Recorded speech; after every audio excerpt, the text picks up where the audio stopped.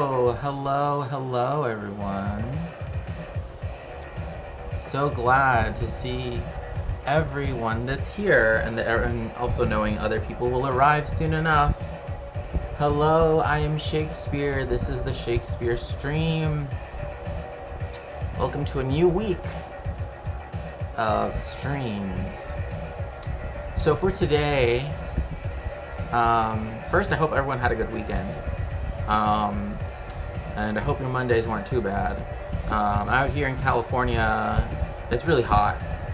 I have to admit, I have these fans that are supposed to help, but they kind of don't really help that much. But what can I do, right? So for today, what we're going to be going over is the thing that RFK Jr. said, right? The weird anti-Semitic thing that he said. Also going to go over how some of the symbols that people like to claim are, I guess, from the Old Norse pagan religion, aren't, right? They're modern inventions.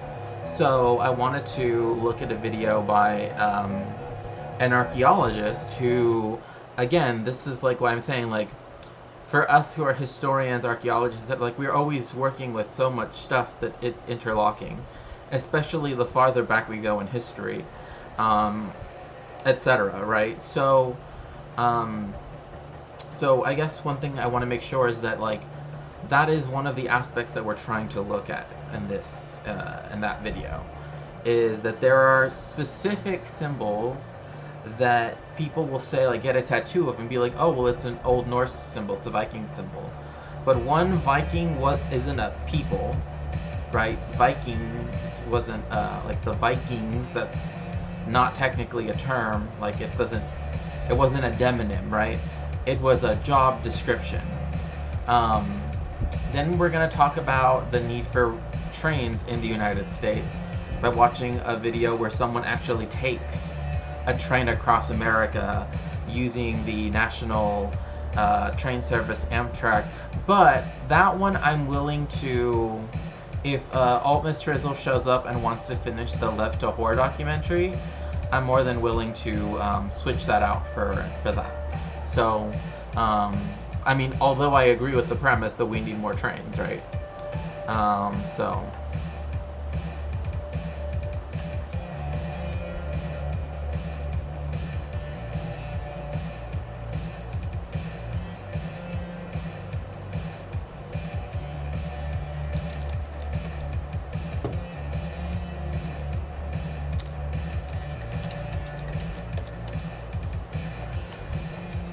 Okay, so now let's begin. Let's begin as always with attendance and home check. Also, I hope that the new, so I'm trying out different music for intros, which I hope it will get me good results, in the sense that I hope that, it's not terrible. Everyone's oh my gosh, this is the worst music I've ever heard. I mainly just want music that's vibey, if that makes sense, right? For the intro stuff, because that's what's but so also I don't think I've ever watched RFK. I don't think I've ever really watched a Majority Report video on stream before, and that could be for many reasons. One, because of course they're not, in my opinion, they're not left enough, right? And so I would rather just show the left critique, or that, you know what I mean? But I think, to me, this is good enough, right? I was considering possibly going over the People's Communes of China under Mao again, if people wanted to, because, I mean, we kind of went through that really quickly, but I think that if I had enough people that I knew were going to be present, especially people who are very much, I guess, environmentally conscious, right? and fight for, the protection of our environment, there are certain aspects of the People's Commune, and also with the history of Mao, and then later with Deng Xiaoping, that I think can be addressed really well, also by looking at current stuff. So, like Levelhead, Alt Frizzle, other people, right, that are very environmentally conscious, because I am as well. But I think I like to always have as many experts, right? Because I'm not, like, I've done like eco criticism, right? Like in a historical sense, right? Like I know that, but I'm not, like a botanist or a biologist, right? And we might be having another interview soon, for the On the Davenport series, with a specialist in infectious diseases. We just have to figure out times and everything. And in fact, I believe that he's listening in, Dr. Neuro, who is, I mean, I understand that, but as soon as we can get our schedules to mesh, we will have that interview, which he said yes right away, which is wonderful. And there are other people that I would like to interview as well, mainly, of course, if they are professionals, right? In the sense that, or people who have, right, like a directly lived experience, right? So there might be some more on the Davenport's episodes coming soon, right, on the stream. So without further ado,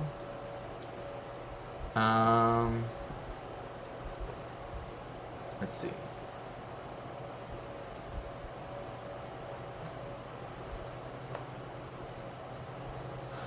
Okay.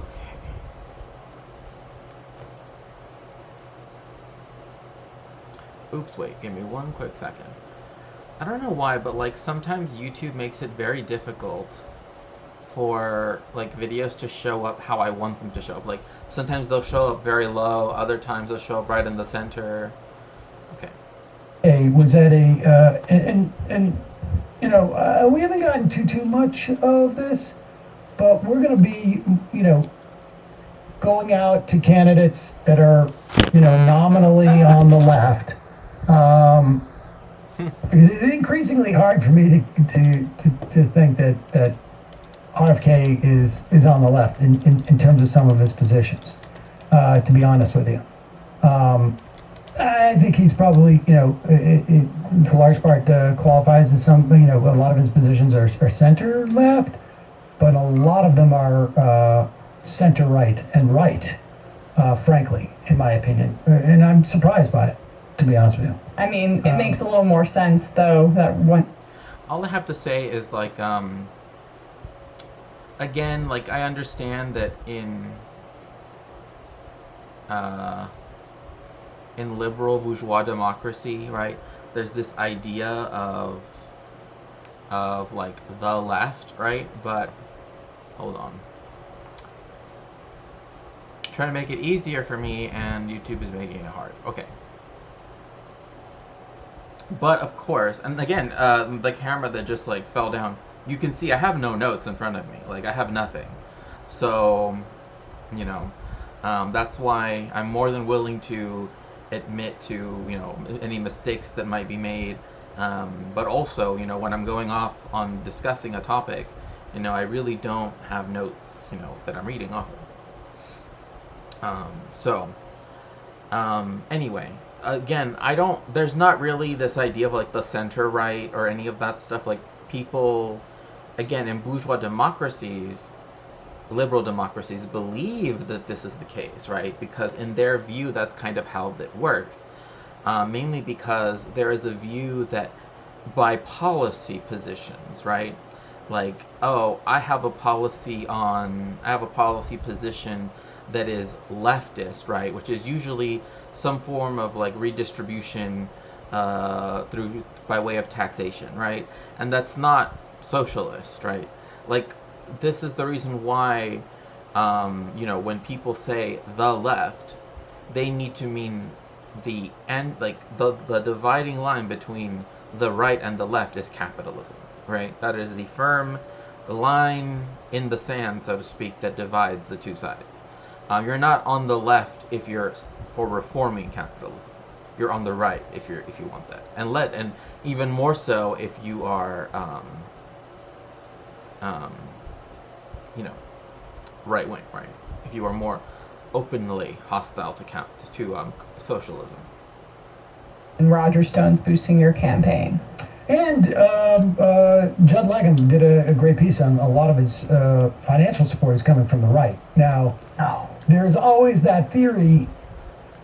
There's always that theory that, like, oh, we're going to promote a primary candidate in the Democratic Party because it's going to create chaos. I am personally in favor of primary challenges to Democratic incumbents. We can talk more about that and in a different context. Hi, Kat. Kat, it's so good to see you. Thank you so much for making it to the stream today. I'm doing really well, and I hope that you are doing really well as well. Really well, too. I almost fainted today. Oh, my gosh. It was I'm so sorry to hear that. I know. Like, me, what ended up happening to me is, I'm not going to go into specifics, but, like, because I've had to have it done, like blood work and all this other stuff done for so long, and just like other stuff like surgeries, etc. Like, I'm just like so used to it. I'm just like, here, but there have been times where they've had to like, well, anyway, I don't want to go into detail because I know some people are very, like, and I know that you are, right? So I don't want to go into detail, but yeah, it's not fun. It's not fun to have to go back and to have to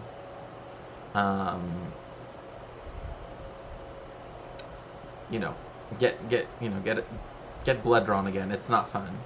In fact, I know people right now that that kind of pay their rent. I think the problem that I was fasting too long. Oh, it was a blood sugar issue. Yeah, that's another thing too. And like for me, the only thing that's ever really happened is like, because of medication, etc. I'm usually pretty dehydrated, so I have to drink a lot of water. Yeah, I haven't now I have no issue with getting shots. Like now I have no issue with that, and I've never had an issue with like vaccinations, or getting blood drawn. I think I only have one memory of when I was younger. I was like a freshman in high school where my anxiety was really high, but that was because of the situation. But like now I'm just like, here, just take it, like, but for me, the problem that I always have is dehydration, right? Because if you don't drink enough water, right? But if it's something like, yeah, I'm having shots, but I have tiny baby. Yeah, it's very difficult for me too, as well. So, so that causes problems. So, there's that, and like when I've had to get like Polly's talked about this, right? Like the ketamine infusion. Like that, you have to drink a lot of water.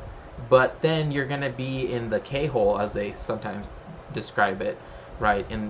Whilst you're under ketamine, and you can't use the restroom, right? Like, unless they take you off and walk you to the restroom, let you use the restroom, right? And you can't even like really walk or stand, and then bring you back and then put you back on the machine. You know what I mean? So it's like this weird like catch-22 when it comes to. For me, because it's like I'm typically just very dehydrated because of medication. So it's like, but a lot of times they tell me like don't take this one or this one because they like are the main the ones that are the most like diuretic or dehydrating ones. So, but yeah, I would have supported Bernie if he did it in 2012, like people said he hinted at. Without a doubt. But I'm talking like just. So, okay, I understand that people like Bernie, and I get that, right? Like, I get why, like, he espoused ideas that are people want to hear, right?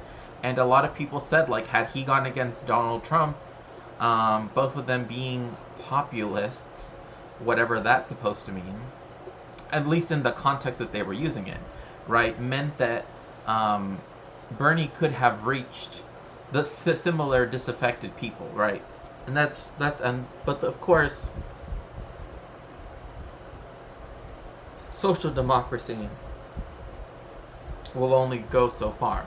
Like, had he won the presidency, even if he had both houses, the side of the Democratic core, right, is right wing conservatives, right? Like, they are conservatives. They're just willing that they just represent a different arm of capital, right? Particularly the culture industry, the entertainment industry. Hence why they tend to be more like about diversity, etc., etc. But it's always very, very, it's nothing very direct, right?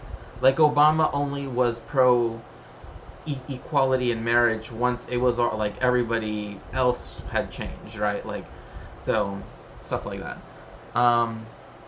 In the past, my cousin sat next to Bernie on airplanes a lot because he happened to live in Vermont.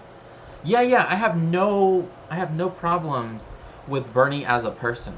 I'm just saying, like, the people that think that Bernie is a panacea is like one within the bourgeois system that we have. They wouldn't have let Bernie do anything, right? Like, the people, they did a study, I believe it was by Cornell, where they were trying to see the correlation, right, or the correlation, right, between. Oh yeah, I'm always shocked when politicians are nice people. Like, there are some politicians or people that run for office, right, and they're really mean, like Gloria La Riva from in California, it's the Peace and Freedom Party, but, like, she's really mean. Like, she will, like, if you, there was someone I know that was asking for help to pay for their parents' funeral, right? And, like, they were all about, like, solidarity, during the pandemic, and they're like, oh yeah, what? Like, I don't know you. Just like, come on. The thing I appreciate Bernie for is he was a catalyst for being okay with openly espousing. So yes, so rhetorically speaking, yes, I agree with that. The issue is that obviously what socialism means for Bernie and for the people that kind of got. I mean, it's fine that people brought it up, right? But it also really showed how well indoctrinated, I guess, people were to, like, instantly react. Like, even people on the Democratic side, I don't call them the left because they're not left of anything. I mean, they're left of, like, outright, Nazis, but that's about it. Some of them, anyway. Is that it did allow for it to come into discourse, but of course, it also kind of showed us just how much chuddery is built upon this idea that America cannot be socialist, right? Even and that people will call things socialist that just aren't in the U.S., right? Like, this is a very common theme, right? But yeah, obviously Bernie is the same as Sam, a soft damn reformist, which is fine. Yeah. I mean, like, well, we'll see. I think, to me, the thing is that we will still have to fight the fascists, right? Like, it's not them, right? The issue is that, once the problem with social democracy is that, like, they can give you these things, right? Healthcare, etc. But, I mean, again, if you are a Marxist, if you are a communist, you, as Lenin and other people wrote, even an anarchist theory, that, like, then you use, some anarchist theory, that is to say, that you use those concessions won by the state, right, to even further, right, communism, right? Like that's what's important, right? Is using the concessions to build up the movement even more. Like look at what we've been able to win as socialists, right? And that's something that a lot of the communist parties in the United States, and I say this because the Communist Party USA is not a communist party. Like it's so obviously not. But I know people will say, oh, but my local club is whatever. But again, I think that's not that isn't a good thing, right? If just very localized clubs have more principled people, but the people that publish in their newspaper and magazine, and the people that are the public face of the party are just Democrats, right? That want to wear the color red sometimes. But yeah, at the end of the day, there will be people who are social democrats that you have to just be very careful with, because again, a lot of people that are pro social democracy, again, I'm just speaking from this historically, right? Where it's like, once they get the things that they want, right? Like then they're willing to just go back to being full out liberal, right? Like they no longer care about social democracy once it's installed, right? This is why you have the Ordo liberals and other such things, like in West Germany, etc. Where it's once you have those things, it's great, but then you have the creation of what eventually became the EU, right, which is a business, an economic union, not a business union, not really a supranational in the way it should be, right? The worst thing about Bernie is the kind of Bernie bro backlash and all the advantageous shitheads that got doomer pilled and became chuds. Well, see, I would say that it wasn't so much that they got doomer pilled, rather that they used doomer pilling or being doomer pilled as an excuse for the fact that they were already, you know what I mean? I don't think some people were already chuds then, right? But they liked it. But they liked the idea of social democracy because they thought that, well, if we were to keep everything else of the United States, but also get some benefit out of it, then that's worth it, right? And to me, that's a chud view, right? Like a chud that wants universal health care is still a chud, right? Chuds that want, a national, high-speed rail network is still a chud, because it's also how they understand, right, capital to function, right? They still want a dictatorship of the bourgeoisie. And I think, to me, that's kind of where a lot of the Bernie bro and all of that stuff, kind of like Jackson Hinkle, right? Where it's very obvious that what he just wanted was just free college, free, stuff like that. And that's where you have the entryist people, right, that come in that. But yeah, I think that I feel the doomer pilling became a thing after Bernie was taken off. That's something that later on became the sort of official line, right? So if that makes sense. Right, communists are supposed to be actually doing something. I call myself a communist and I do commie things, but I don't have any actual institutional power. It's the same people. Yeah, exactly. That's the reason why, the Communist Party USA, it's well, what are you doing to actually, do something? I mean, you have all of this money, right, from all of the people that pay, and all you seem to do is just hold conferences where you essentially say, well, the Democrats are the best option, so communists should vote. No. And one thing I will say that I also hate, and I have to just say it, and if people that are in CPUSA, get upset, look, this is a problem. The idea that the newspaper, I can't remember its name right now, the official newspaper of CPUSA, when they say, oh, well, the party doesn't, isn't in charge of it, or, then what's the point of it then? If it's just an opinion piece rag, then why even claim it as part of a party organ, right? Might as well just dispense with it altogether.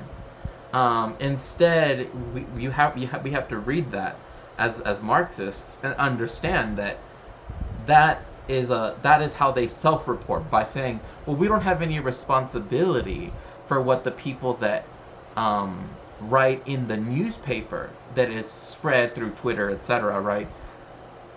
Right? We're only responsible for blah blah blah, right? Like, that's literally that doesn't even make any sense. Like, a communist party should have an editorial board that upholds the line of the party, right? Like, that's the whole point of having a newspaper. Then why even have it? So look, people can say whatever they want about that, but that's my personal, and that's not just like me alone, but like this is where a lot of MLMs also view this, where it's like, unless you have a cadre, right, like a group of people, and some of them who are no. So the way how it typically works in a MLM structure is like, whoever shows themselves to be good at, right, propaganda, etc., blah blah blah, they are the ones to be put in that department, so to speak, right? It's not just like, this person wants to do this. It's that they have to prove themselves by actually doing something, right? And that's been my experience in MLM spaces, right? In a lot of nominal Marxist-Leninist spaces, I don't see them. I'm not saying that as a blanket statement. I'm just saying, in the ones that I've seen, it's like, if someone wants to be the editor of a newspaper, right, like the People's World, or I forget what it's called, but or the one that's owned by CPUSA, right? Like, they cannot keep saying, oh, well, we have no power over it. Like, so you don't even have a power over your own newspaper. Like, imagine if Lenin said, oh yeah, we have no power over Pravda. Like, that doesn't make any sense.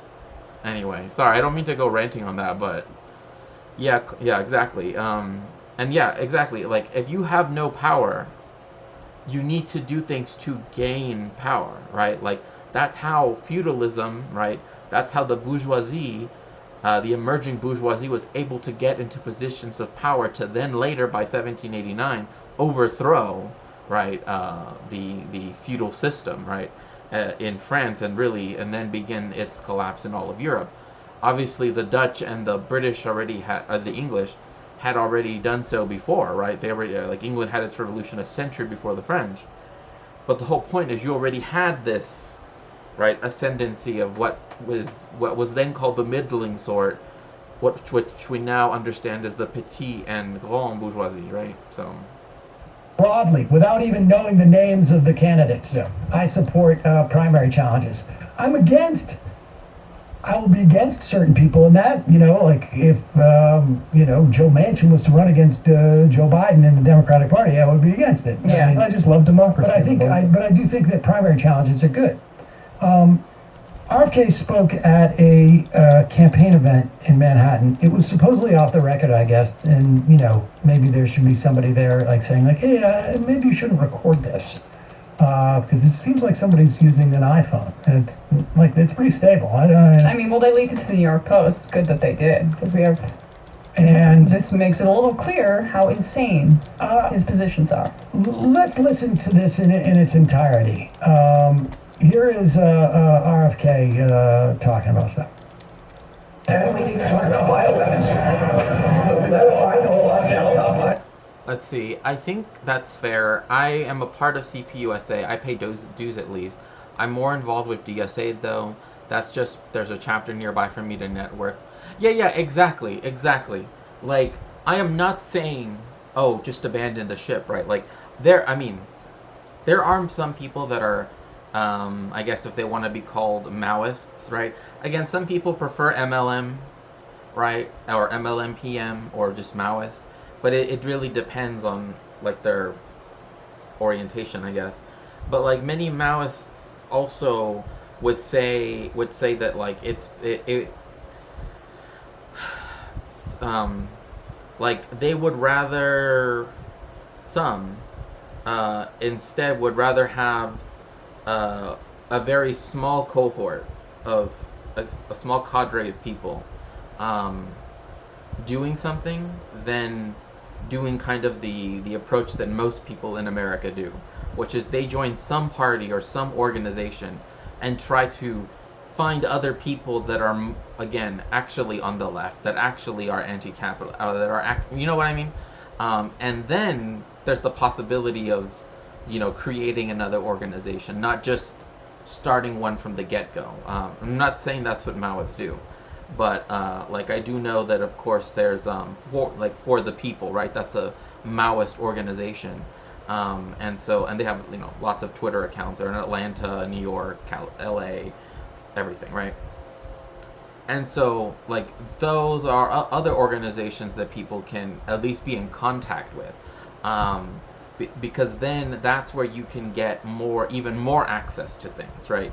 So to me, it's always like the more access you can get to, more comrades, right, more cadres, that's worthwhile. But again, it does involve you having to be good at discerning, right, the good comrades to the ones that still need work. So that's what I would, that's why I'm not against necessarily people being part of any organization, because I know some people that are Maoists that, use the resources, right, that the DSA has, for example, in order to get, a broader consciousness.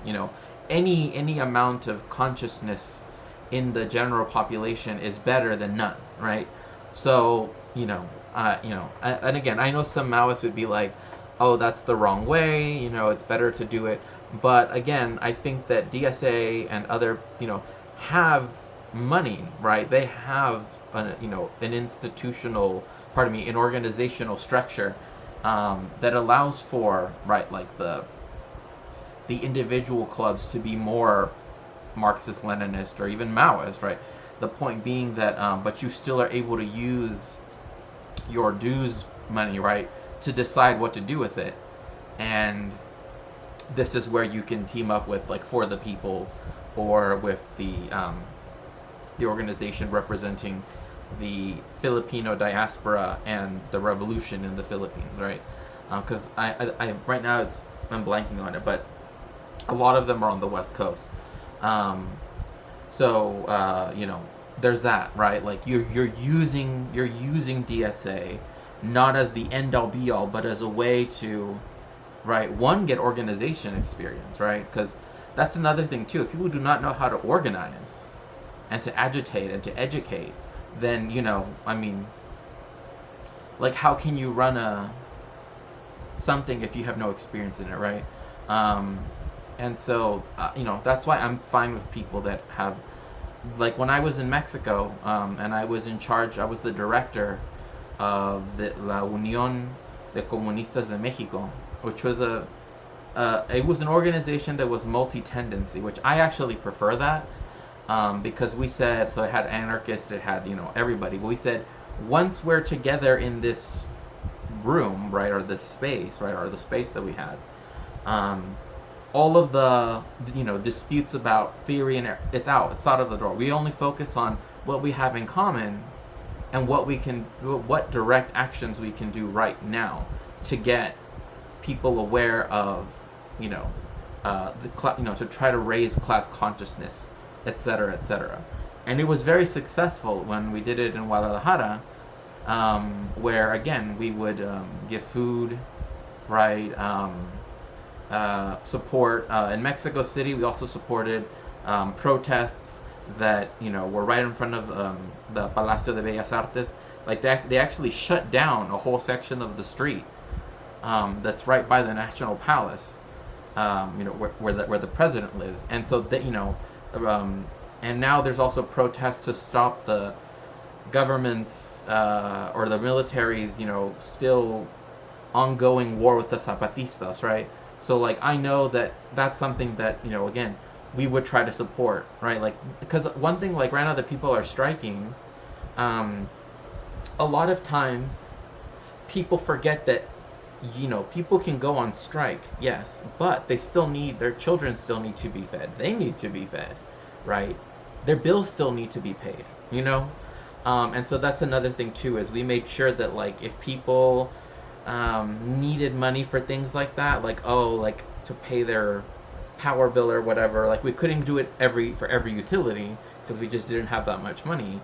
But like people that were most in need, right? Again, we tried to give it as much help to everybody.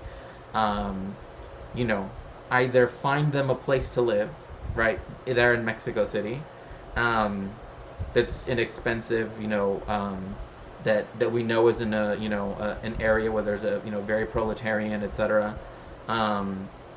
Because in fact, those areas are where the best food is at, to be quite honest. Like people always go to the fancy parts of Mexico City, like Polanco, Interlomas. Like, yeah, it might look pretty, but the food's not that great, I gotta admit. So anyway, but like we were able to do that in 2 major cities of Mexico, right? The capital, Mexico City, second largest city on the planet, you know, if you include all of its metro area, which goes like over like 7 states. And then Guadalajara, the second largest and the most densely populated in Mexico too. So so again, like if workers needed something, like, because for example, like the minimum wage in Mexico at the beginning of this year was raised to $11 a day, not an hour, a day. So again, this involved us having to work in our own projects, right, as separate entities, but when we were together, we pooled all of our resources and used that to help as many people as possible.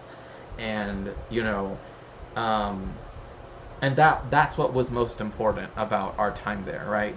So that's why I'm not against people that are, like, I've never been the type of MLM to be, oh, you know, never join another organization unless it's specific.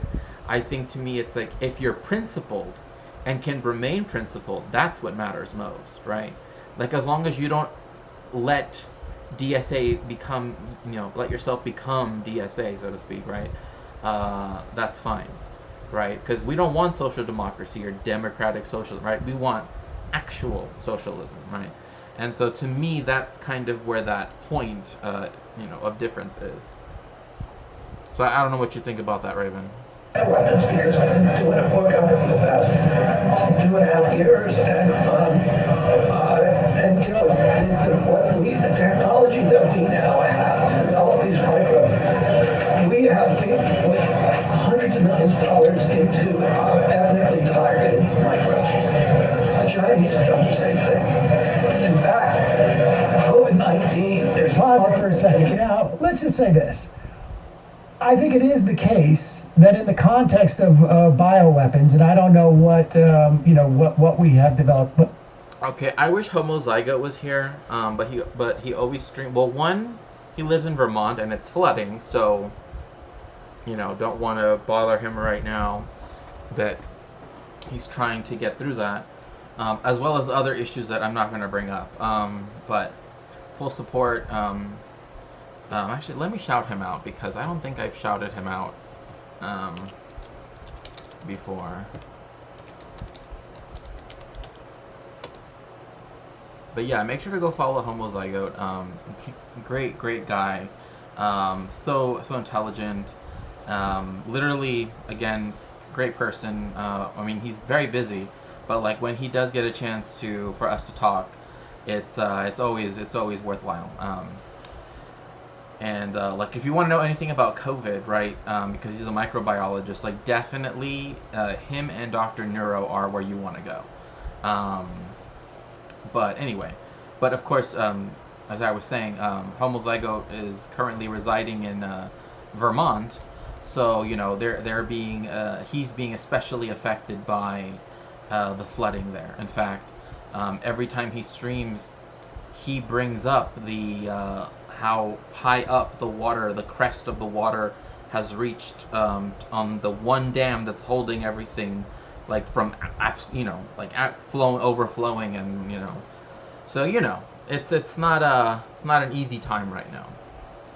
But if you could give them a follow, that would be cool. But certainly the idea that you could target bioweapons to hit people who have... Oh yeah, what I meant to say in relation to this is that the whole like bioweapons thing is like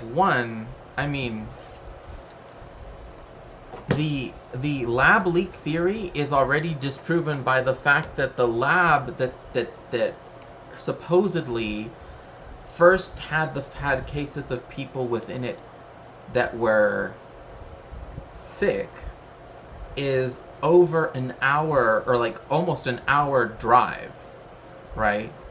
And instead we know that it's zoonotic, from a zoonotic origin, because all of the data, even the earliest tests, show that raccoon dogs, and they do look like raccoon dogs, like they're just big raccoons. At least that's how they look like, right? They are the oh gosh, the intermediate species, right? I know I'm getting this wrong, but the species from which humans got it off of, right? Because it had mutated, right, from bats to other things, right? And then once it was in mammals, or rather once it was in raccoon dogs, well, and those are sold in a specific part of the market there in Wuhan, and in Wuhan, they, like, the earliest samples were actually of the first things that they saw that had COVID were those raccoon dogs, not any human being. So we know that the raccoons dogs had it before human beings did, and we know that human beings in contact with the raccoon dogs are the ones who first got sick and started to report, having like pneumonia-like symptoms, right? But of course, now there's evidence showing that like COVID-19 already was present in Italy, in all of this other stuff, and that's the thing about viruses, is that, like, again, they're just floating around. They're just waiting to be taken into a host, right? And then, I mean, it's kind of like a weird like grinder guy, right? That's like, can you host, right? But that's in essence what, like, because viruses are not alive, right?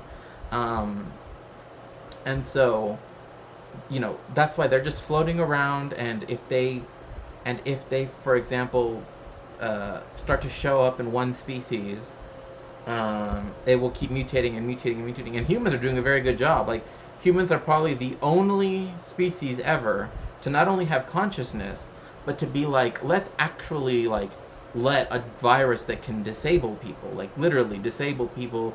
I know people who've lost their hearing, lost their sense of smell, and other things, right? I'm just saying very basic things. People that have been disabled due to COVID, from one even mild quote-unquote case, because of course Omicron is not mild, and homozygote, and Dr. Neuro can tell you all about that. And like the U.S. government just gave up, and like once the World Health Organization sort of like gave up too, it was like, oh no, that's it. Like, they're no longer gonna. Certain genetic traits, or it's really sort of an updated version of let's give indigenous Americans smallpox blankets. They don't have, or let's find a pathogen that they. So yeah, so what they're mentioning is this historical thing where that again the white people have been genociding in the peoples of the Americas from day one, right? Like that's what people who see America as this kind of like, oh, it ended everything, right? Like, oh, now it's its own country, now everything is, right, like attached to this land, and it's not, right? because there isn't a Volksgemeinschaft, right, as they would have said in Germany, that is uniquely American, right? One because of many reasons, it doesn't have this. One of them being, of course, that the Anglo core of the settlers in America, at the end of the day, they are the only ones that have always been seen as white, right? Everything else has been been assimilated into whiteness. Germans, Swedes, etc., etc. And then towards the end, you have Southern Europeans, right? Italians, not really Spaniards. Like I think America has a hard time with the concept of a Spaniard, because they're like, well, they speak Spanish, but they're from Europe, though. And because of the idea that Hispanic and Latino are a race, right, or at least that's how Americans think of it, it's like Portugal is white, Spain is Latino, and then France is white again. It's like, that doesn't make any sense, right, in their racial calculus. But the point is that what they're talking about here is that, one, I do want to correct, or at least add in something to complicate this aspect, is that the belief that, yes, the Anglo settlers did give infected blankets when they understood that the indigenous peoples would get sick and then would, perish.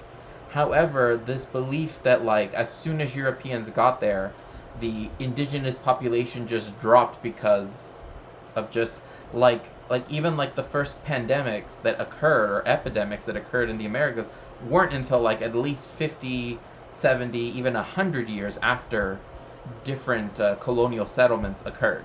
So this belief that it happened 90% to 98%, or maybe 95%, it's an estimate, right, of the indigenous peoples that were genocided via disease. It didn't all happen in one go, right? It happened over time. Because again, one issue is that the United States likes to look at, and Europe too, as all of the indigenous peoples of the America as being exactly the same, right? Oh, they all didn't have any, right?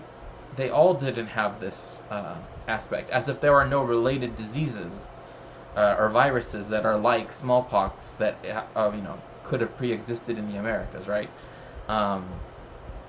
Whatever it might be, but that's one of the problems, is that it's this colonialist view that all indigenous people are one and the same, and that's why they're racialized as one race when they're not, right? There is nothing that makes someone who is from the Diné or Navajo people the same race or anything as one of the uncontacted tribes in the Amazon in Brazil. There's nothing that connects them, nor would they see themselves as being connected, right? So, but with whiteness, you see everyone else as being interconnected through their race, because with whiteness, you're interconnected with other people that count as white. So anyway. They haven't developed, enzymes or proteins or, against. So that's not terribly controversial. But here he is talking about COVID, and this is really important to listen carefully here, because his statement defending his points is a bit of a straw man, if you ask me. But dollars into ethnically targeted microbes.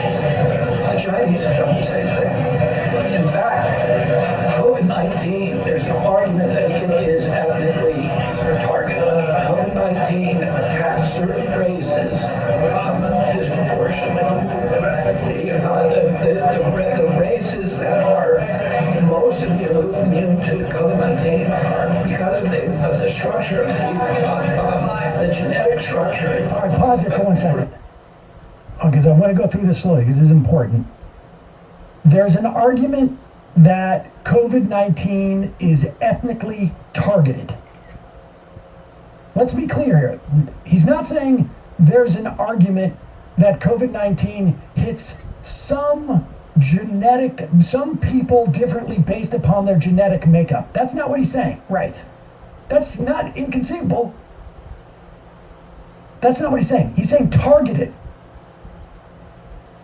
Targeted is a specific word, and a virus does not target something. Someone who deploys a virus targets something. He's talking about this in the context of bioweapons, so the context makes it immensely clear that the underlying assumption that he's operating under is that COVID-19 is a bioweapon. Well, he's saying there are arguments. I know, but like, the nuances. The nuances are important here because the way that he defends himself is he uses these. Yeah. Now, so you can ask yourself.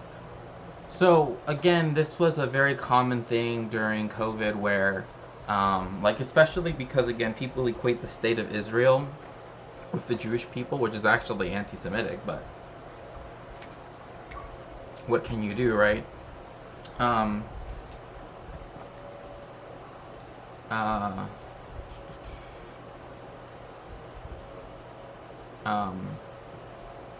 find it interesting that they haven't brought up. Oh yeah. Welcome, Sashi Love. It's so good to see you. Thank you so much for making it to the stream today. Yeah, I mean, the problem is, anti-Semitism is acceptable in U.S. society to a degree that it's actually kind of, I guess one thing is that people often don't realize. And the problem is, of course, Zionism ruins a lot of this, too, for some people. In that, because a lot of Jewish organizations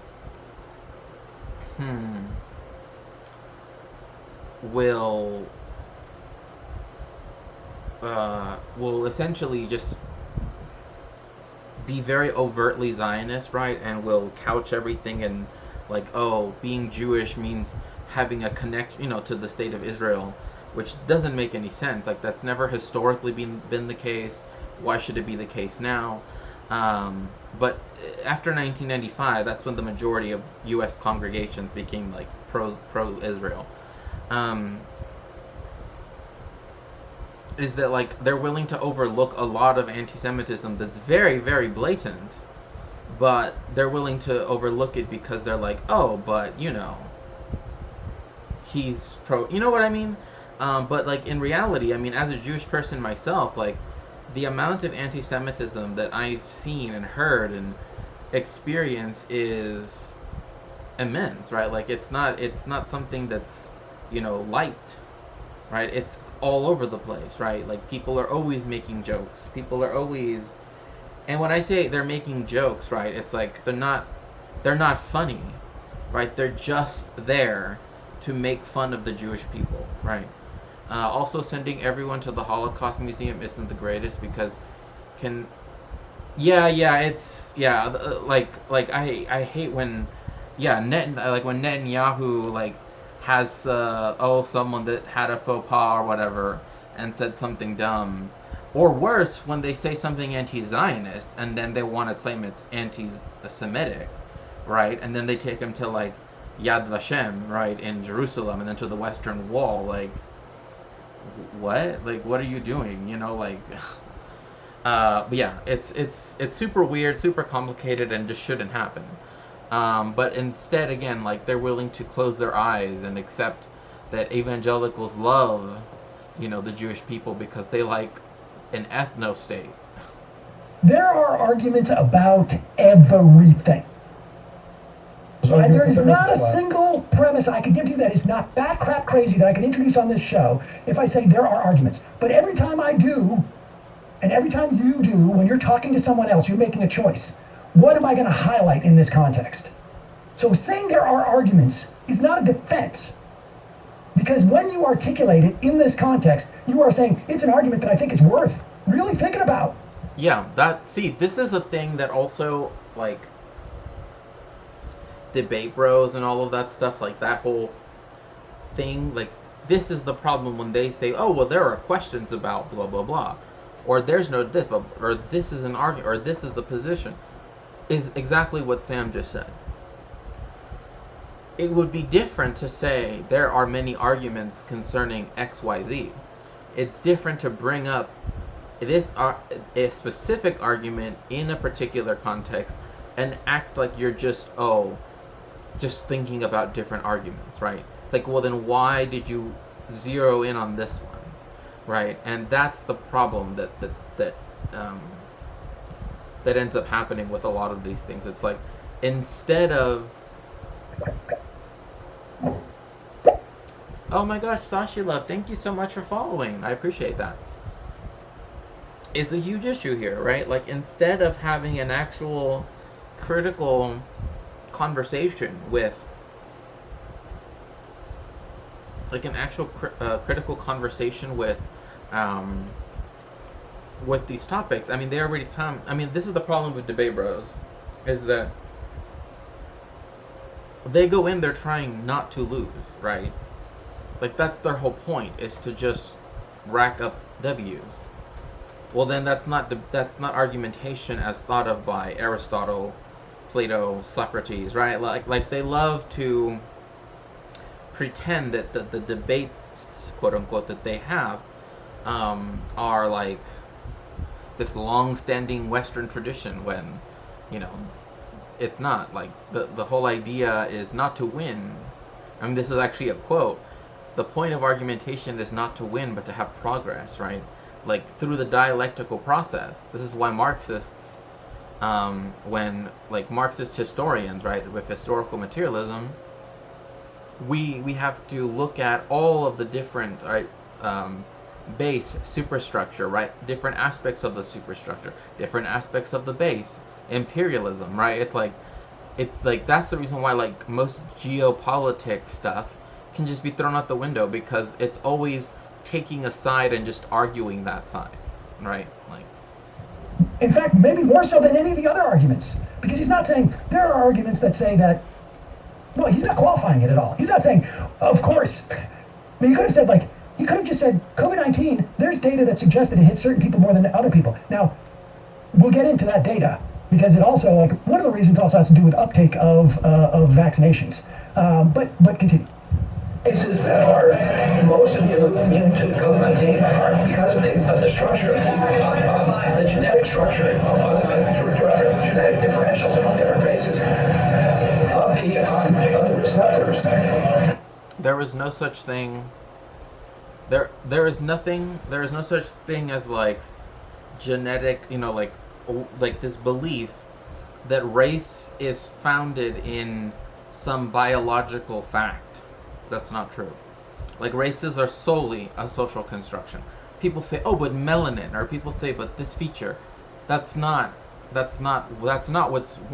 even what's being brought up here, right? Because it's something immunological.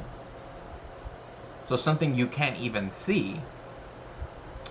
But it's already trying to ascribe, right, like, some reality into the idea that the white race has a boundary, right, a biological one, which excludes Jews in this case, right? So, COVID-19 is targeted to attack Caucasians and black people. The people who are most immune are... Also, Caucasian is not an accurate term to describe white people. That hasn't been used for a long time because it's inaccurate, right? Like, the only Caucasian people are, like, Georgians, right? Azerbaijanis, Armenians, right? Dagestanis, Ossetians, like, the people of the Caucasus. But there's no such thing as a Caucasian race, right? Like, that's just... again, more race science bullshit. Jews and Chinese. But we don't know if it was totally really targeted that or not, but there are papers out. It's like, okay, that lady right next to him, like, as soon as he said Jews, like, right away she's like, oh, and like, okay, I'm gonna take a drink. Like, I don't want to be part of this conversation anymore. I hope, right? I hope that's why she said that. Like, she was like, no. because that's what like one thing that's I've always felt is that like people like to make fun of the fact that Jewish people have, due to our oppression, in the same way that black people, and again I'm not comparing them, but I am trying to say like people who are marginalized are sensitive to the fact that they're marginalized, right? And are sensitive to the fact that, or rather are a very special register of, whatever, anti-blackness, anti-Semitic, anti-Mexican, etc. stuff that people say implicitly or explicitly, right? And so like people that again try to pretend that race is just this a thing about skin color or all these other things, right? Would say like, oh well, blah blah blah. It's like if I were to call out anti-Semitism every single time that I was aware of it, or every time that I had seen it or heard it or felt it, like people, yeah, especially if it's a historical trope, right? Exactly. Then people will say, "Oh, well, you're being too sensitive," and it's like, no, it's that everybody else is being an anti-Semite, and they don't want to stop being one, right? And that's the problem, right? Like the problem is not the marginalized person; it's the person who's marginalizing. So if you end up supporting someone who's the person who is being anti-Semitic or anti-black racist or anti-Mexican racist, whatever it might be, then you're on the side of white supremacy, like all of that stuff. And I think that a lot of people, especially online, because some people are quote unquote terminally online, right? Where but part of this is we don't teach anyone about anti-Semitic tropes besides, right? That's true. And one reason why is because one way of that is because historically there wasn't much discussion about the Jewish people in general, right? Unless they were talking about the ancient Israelites, right? Like in terms of biblical stuff. Even in the U.S., they never really spoke about like the Jewish people now, right? Like the Jewish people in America had to write about themselves in order for America to even really know what Jewish culture was like. Yeah, it's all tied up in Christianity. And again, then there's this aspect too where now when people talk about like anti-Semitism, they normally only bring it up in the one context, and that is with Nazi Germany, right? But like there's a book called it's on my throne. It's if people would like to help contribute to my getting it, because it's a really good book, and again I discuss this stuff in my research, is that Europe, so I've mentioned before that there are different elements of genocide, right? And because there are two, as it were, stages, I guess is one way of putting it, or sides, right? So there is the constitutive or constitutive, however you want to pronounce that side, which is how do you get a society to become okay with the idea of a genocide, right? And the way in which it's done, the way how it was done in Germany was through things like there's an attack on masculinity. Motherhood is being attacked, right? Like some things that actually are happening right now in the U.S. And so, but that wasn't just happening in Germany.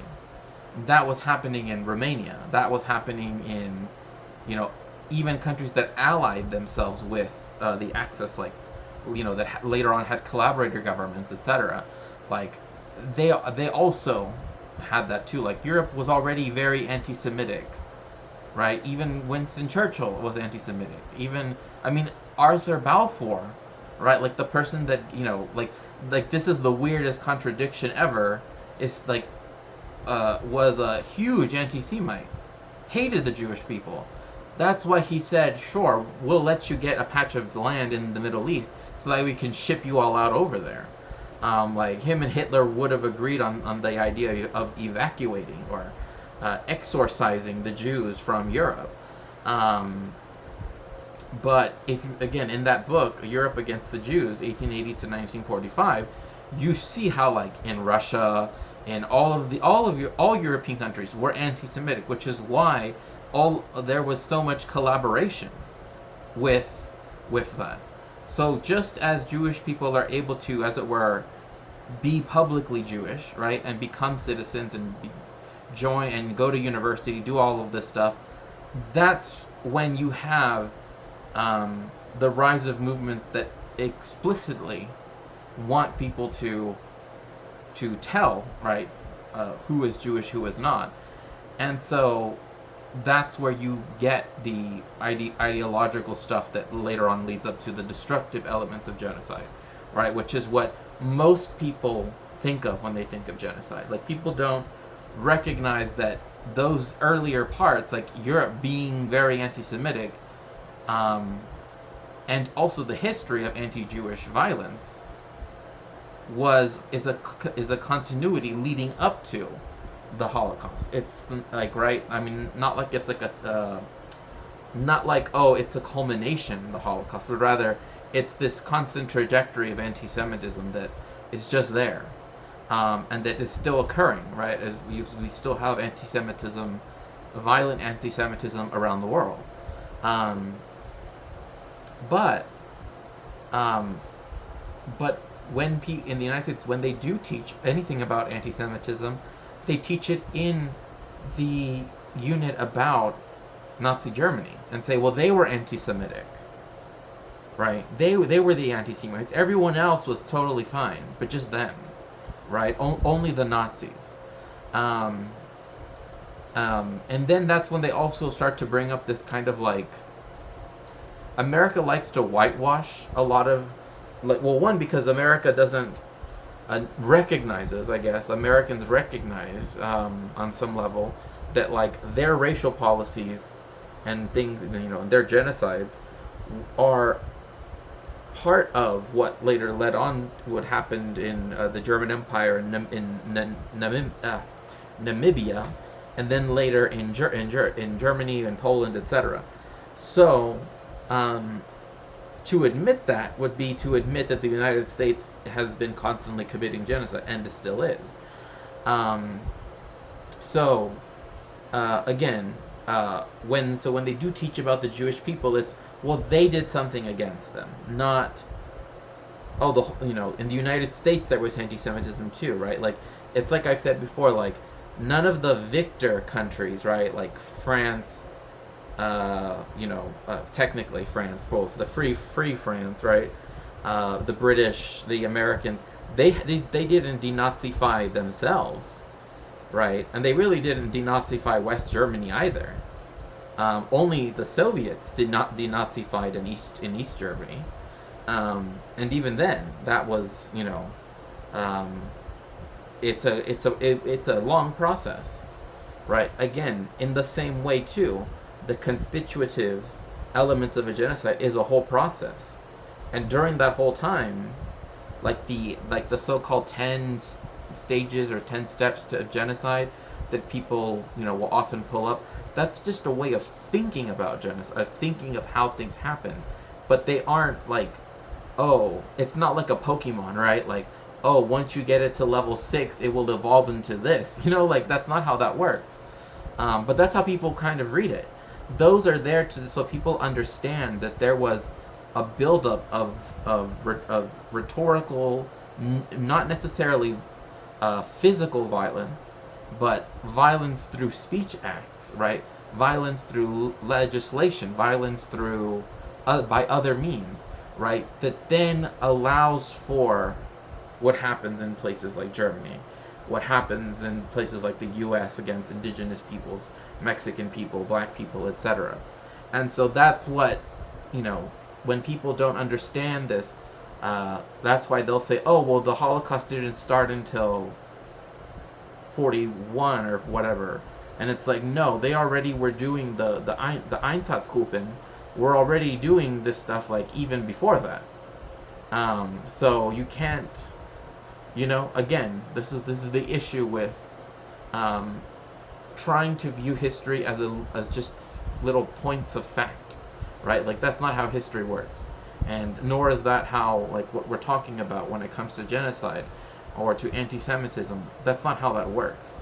It's not like someone can be mildly anti-Semitic, right? It's like they either are anti-Semitic or they are not. They either are racist or they are not. Those are the only options, right? There is no in between, because you can't be 1% racist, quote unquote, right? As soon as you are racist, like in a way that's like conscious racism, right? I'm not trying to, everybody, because technically that would include everybody on Earth, if it was also like societal, right? But like the people that like right now with RFK Jr., right? Like what he's saying, he singles out two people that already have all of these conspiracy theories about them, right? That are being racialized in this way, especially in this case the Jewish people. But also the Han Chinese people, but I think in general they would include everybody that just happens to live in China. I don't think that most Americans even recognize that there are ethnic differences and cultural differences within China. But anyway, point being that, like, the United States is already looking for a reason to start a war with China, right, over Taiwan, etc. And with the Jewish people, it's like, it's just a constant thing to always question our right loyalty, or trying to literally make us into a race, which, just doesn't make any sense. Out there that show the racial and ethnic differential Positive impact. We don't know if it was deliberately targeted that way. So now, incidentally, at the very least, Racial, ethnic, again, these are all constructs. Like, there is nothing, as I said before, that makes the person from, southwestern Colorado and the tip of Patagonia, right, the very end of Patagonia, Puerto Arenas, that makes them the same in any way, right? Like, when they say ethnic, like, a lot of times people will even say, fine, if you don't want to use race, what is your ethnicity? But they mean it to mean race too, because in the United States, even ethnicity is racialized, right? And then some of them are even created out of, whole cloth, like Hispanic, right? Like, there's nothing that connects a person living in Tijuana, Mexico, to a person living in Buenos Aires, Argentina, except for the fact that both countries were at one point colonized by the Spanish, right? Like, their history is completely different, the culture is completely different. The only uniting thing, one could argue, is language, and even then there's a huge difference, right? Like, that's, so again, the United States likes to racialize anything that isn't what Anglos have considered to be white historically, right? And I've already spoken on how, like, this has led to the dispossession of many Mexican people after 1848. But now, right, now we're over here reviving the whole race ethnicity dichotomy, I guess, or not even dichotomy, because it's like, again, he's trying to use it as a way to be like, oh, I'm not actually a racist because I'm saying ethnicity, which means something else, as if ethnicity isn't also just another way of saying race in the United States. Yes, when people say ethnicity, or that someone's ethnic, quote unquote, again, that just means that they're not white, right? Like, people don't think about German identity as an ethnicity, right? So, anyway. The idea, if we don't know it's deliberate, that's a subsidiary question after you determine that someone created COVID. Yep. And we don't know if they deliberately targeted it. Because unless you believe that COVID was you need to believe that COVID was created. To believe that there's an open question as to whether it was deliberately targeted. So now we also have the premise that established that it was deliberately created. We just don't know if it was deliberately targeted.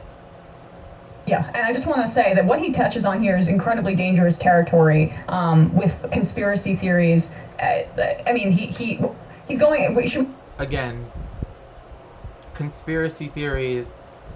That's all what this is based off of. This is not based off any fact. I remember during when there was much more news coverage about COVID. Every single time that Israel would go under a stricter lockdown or have like a nationally mandated vaccination program, which of course that meant not vaccinating the Palestinians. Which I would also see why Palestinians would also feel very strange, accepting vaccinations from the Israelis, but point being, right, that people would say that Israel somehow is protected somehow, and they would try to say, conspiracy theories are saying, well, of course, because they're the Jewish people, blah blah blah, and it's what are you talking? They had lockdowns, just they weren't as severe as the ones that were warranted in China. I mean, China's zero COVID policy should have been the world policy from the get-go for COVID. If every country had done that from the beginning, COVID could have been, the disaster that COVID is and continues to be could have been averted for the most part. Instead, we have this ever mutating virus and a culture that is becoming more belligerent towards people that continue to want to protect themselves against it, right? Now no one I know wears a mask. Even if I tell them hey, if you're gonna be in but nobody else is wearing it, well, what do you do? What do you do in that situation? Because you can't I can explain to them, hey, COVID is still going around, this is still happening, you should probably try taking care of yourself, right? But then I'll hear I don't want to be buying, any more masks, I don't want to, because again, on the news, they act like they acted like it was past before even Omicron hit, let alone that, and something. And that is just something to I don't know. It's just infuriating on some level. We just keep going. Yeah, I want to get to that, to the tropes in a bit. Because to me, the underlining thing here is that all of it, not the stuff that he's chosen to address, all of it is bat crap crazy and gives you a sense of where he's getting his information. Yes. And what he's trying to promote. I mean, it sounds like something you would get off Alex Jones, right? It's very InfoWarsy. It's very watching Nick Fuentes or something like that. It's not but also even Fox News makes nods to this, right? We know that they do this. When they will nod towards this idea of we support Israel, right? They will say that, but then they also talk about Israel in this really strange way, right? When it comes to the fact that it when they try to use it. Yeah, Tucker vibes. Exactly. Perfectly put, Sashi. And black people. The people who are opposed to me are Ashkenazi Jews and Chinese. And we don't know whether it was deliberately targeted that or not. That lady, she's just nope, I'm leaving. I'm out. I totally get, you're sitting next to this person who comes from a family, dynasty, I guess is one way of putting it. Which, by the way, I think to me, that, I mean, under a socialist government, you can't be, it's not so much that they want Israel around because they want the rapture to happen. Right, and I actually do have citations from a book when I was doing research about this, that the official position of the, like, Conference of Evangelical Churches or whatever it was that they were okay. They were okay with the Holocaust, right? Like, they thought what the Germans were doing to the Jewish people was a positive thing, because they thought that that would make them convert to Christianity and, you know, bring about the, you know, their eschatological ideas, right? And so that's why they also are very supportive of the state of Israel, because they believe, like, oh, every single time that there's a war with, you know, Lebanon, Syria, you know, and also the Palestinians, that is going to lead to them converting to Christianity, right? Like, they want them to convert to Christianity essentially under duress, but sort of duress by proxy, right? Like, they don't want to be the ones to force it, but they're okay with other people kind of like inducing conversions, right? Which is a really strange thing. But again, during the time of the Holocaust, like, again, the United States knew what was going on. I mean, Deborah Lipstadt has a book called Beyond Belief, showing how people knew what was going on. Pre-Vatican II, also, Catholicism was super... Oh, yeah. I mean, this is why, like, Matt Walsh, who is part of the SSPX, who attends essentially a schismatic anti-Vatican II, right? There was a study done at the Hebrew University of Jerusalem that talks about this, how, like, the SSPX is known for its founders, especially the ones in America, of, you know, being aligned with Father Coughlin and other such people that were anti-Semites, right? And so, you know, it doesn't surprise me that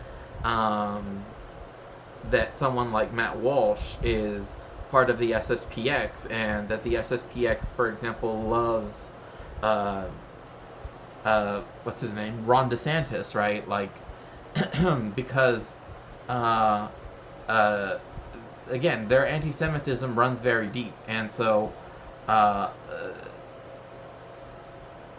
yeah, like I said, and as you said, Sasha, they were very, very anti-Jewish, and they still, I mean, the church technically, you know, it said sorry, but it didn't do really much to, you know,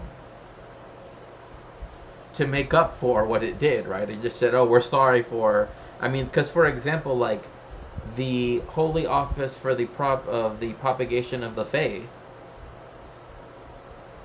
right, just housed in the Vatican, is literally the Inquisition just renamed. I mean, like, before the Inquisition used to be called just the Holy Office, but now it's the Holy Office of the what did I just say? Propagation of the faith. That's the Inquisition. It technically still exists as an institution. It never went away. It just became a different office. Or rather, it just changed its name.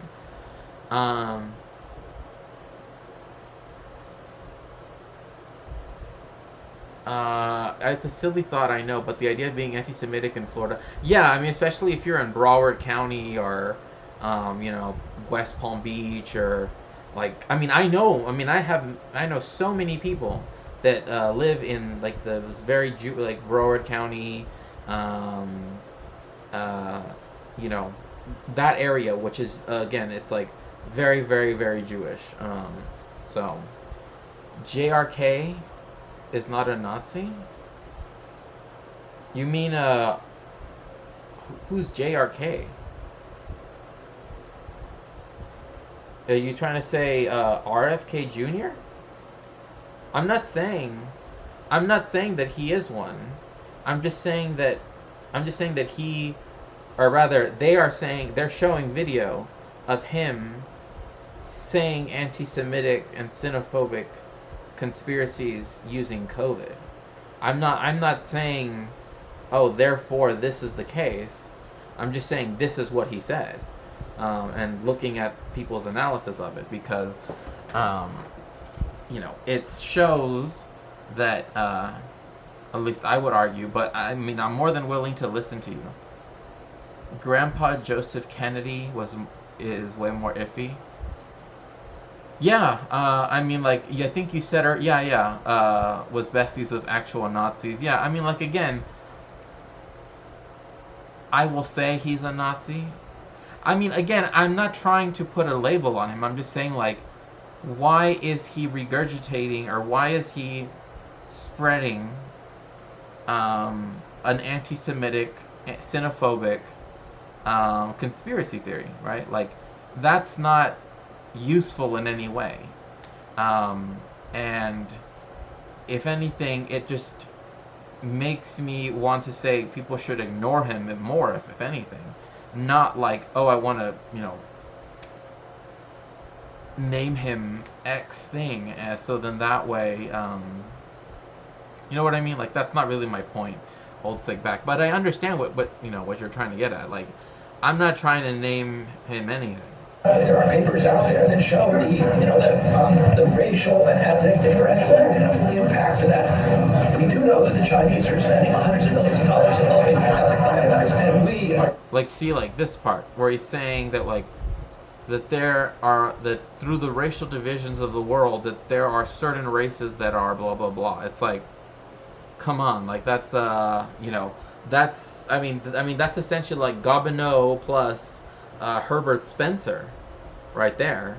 Right? That's just flat out, doesn't even have to be Nazi, just Developing ethnic minorities. That's what all those labs in the Ukraine are about. They're collecting Russian DNA. They're collecting Chinese DNA. So we can target people.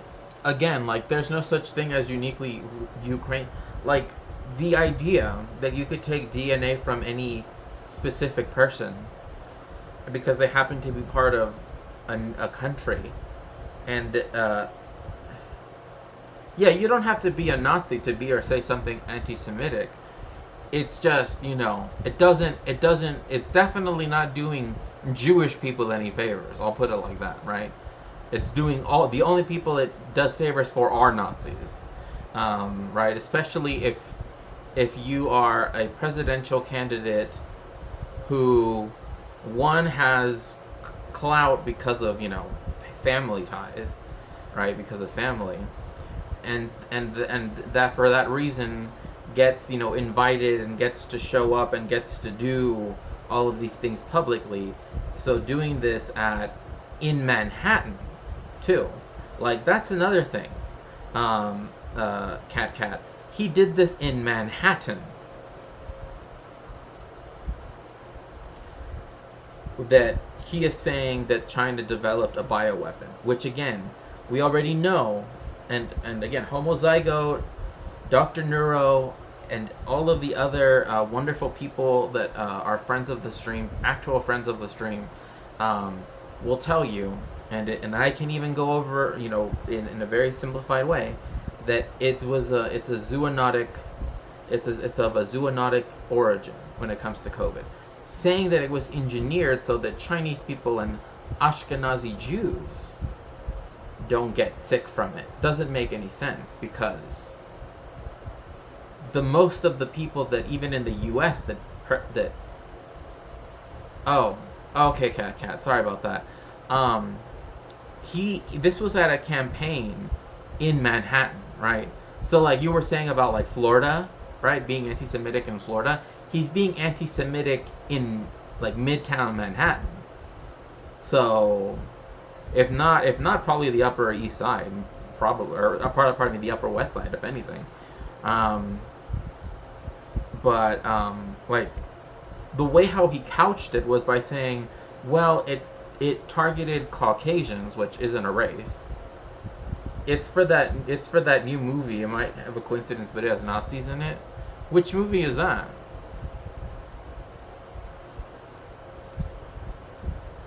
My Russian Ashkenazi family fled pogroms to China. Oh, to Harbin.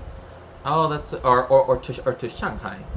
Because I know a lot of people moved to Harbin, or Harbin. Was born and raised. Yeah. That is, again, it's like, yeah, Harbin, yeah, okay, yeah. I actually used to know some guy that he wanted to. This was years ago, obviously. This was well before the. I mean, it wasn't even before 2014. It was like 2010 or something. He's older than I am, but much older. He was like 10 years older, 10 years on me, and I remember him saying that he would write letters to Vladimir Putin, right, asking if he could essentially, like, as a Jewish person who didn't want to claim the right to go to Israel, right, their right, if he could instead use that to become a Russian citizen and live in Birobidzhan, right? And I'm just like, and even then, because I was, much younger, I was a kid, I'm like, are you serious? Like, that seems to me like a very, like, I'm not saying that he should take the Israel option. No, definitely not. But, like, the way how he couched it in the, like, well, any thought on anti-semantics? I don't understand what you mean by that, Tempu. I really don't. I'll be right back. I'll leave this playing, but I just have to. I will be.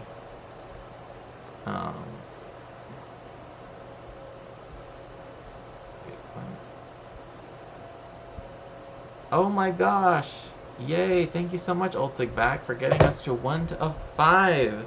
Remember, in order to keep this stream going, we need to get 5 new subscribers. Or 5 subscribers. So now we just need 4 more.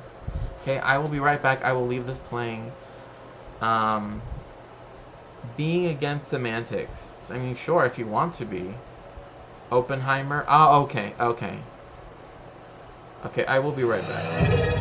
Oh my gosh. Oh yeah, thank you so much, Ultzigback. Thank you so much for your resubscription. I really appreciate it. So that's 2.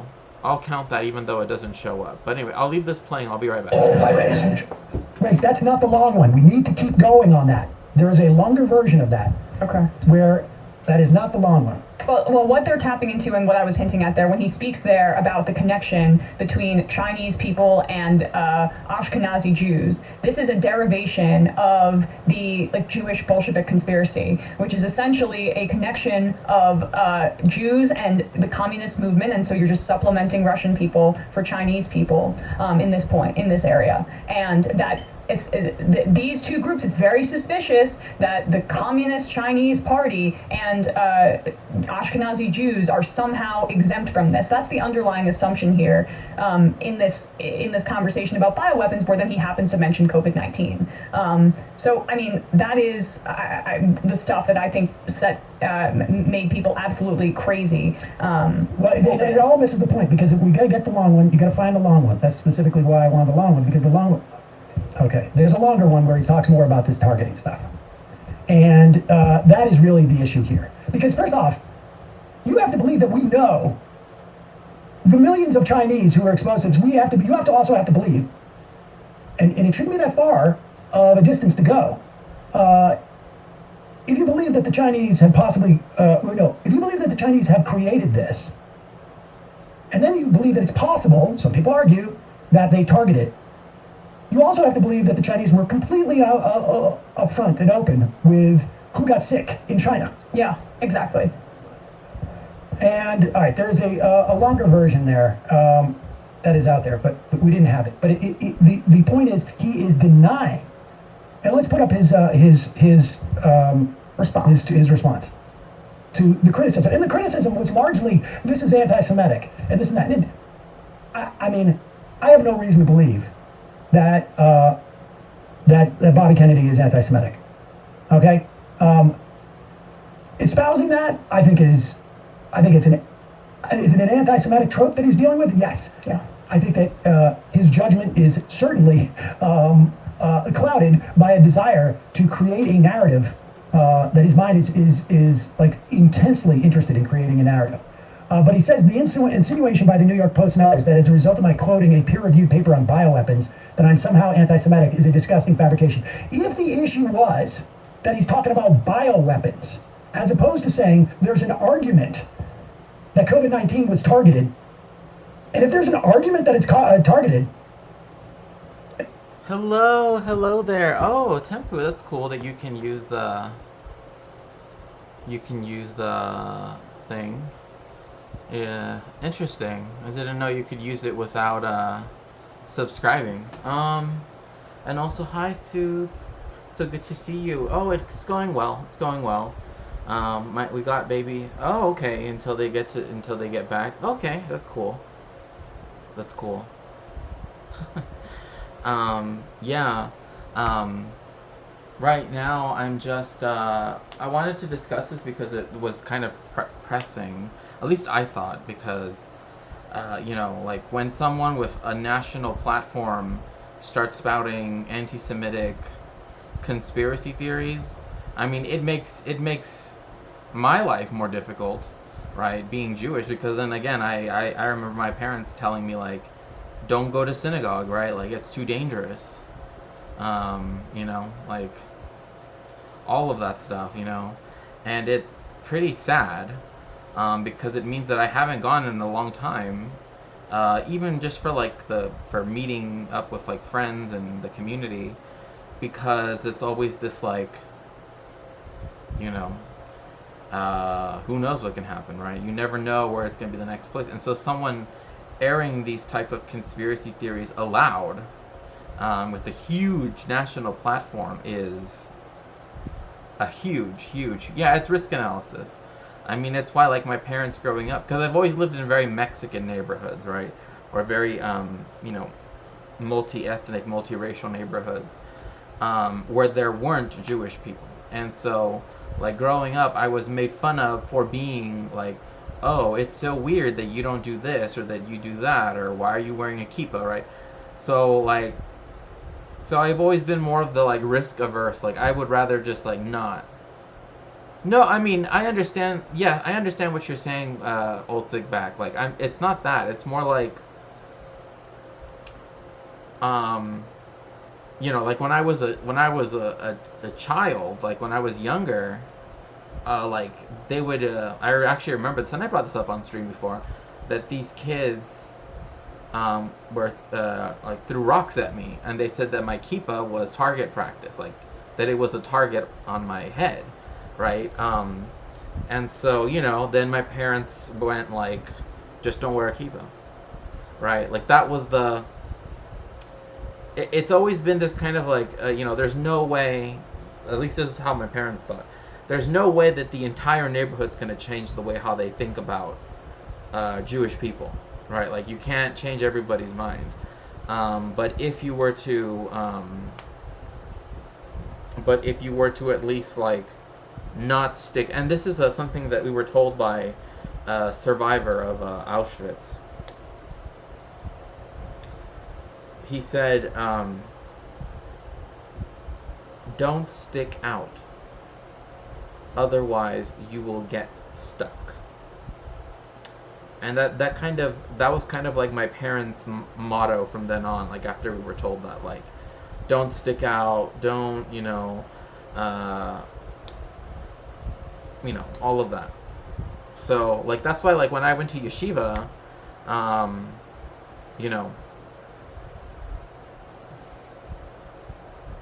I remember waking up, like, second grade and saying, I don't want to go to school. My mom said, you don't have to. And later my brother told me it was because of a bomb threat at all the Jewish institutions in town.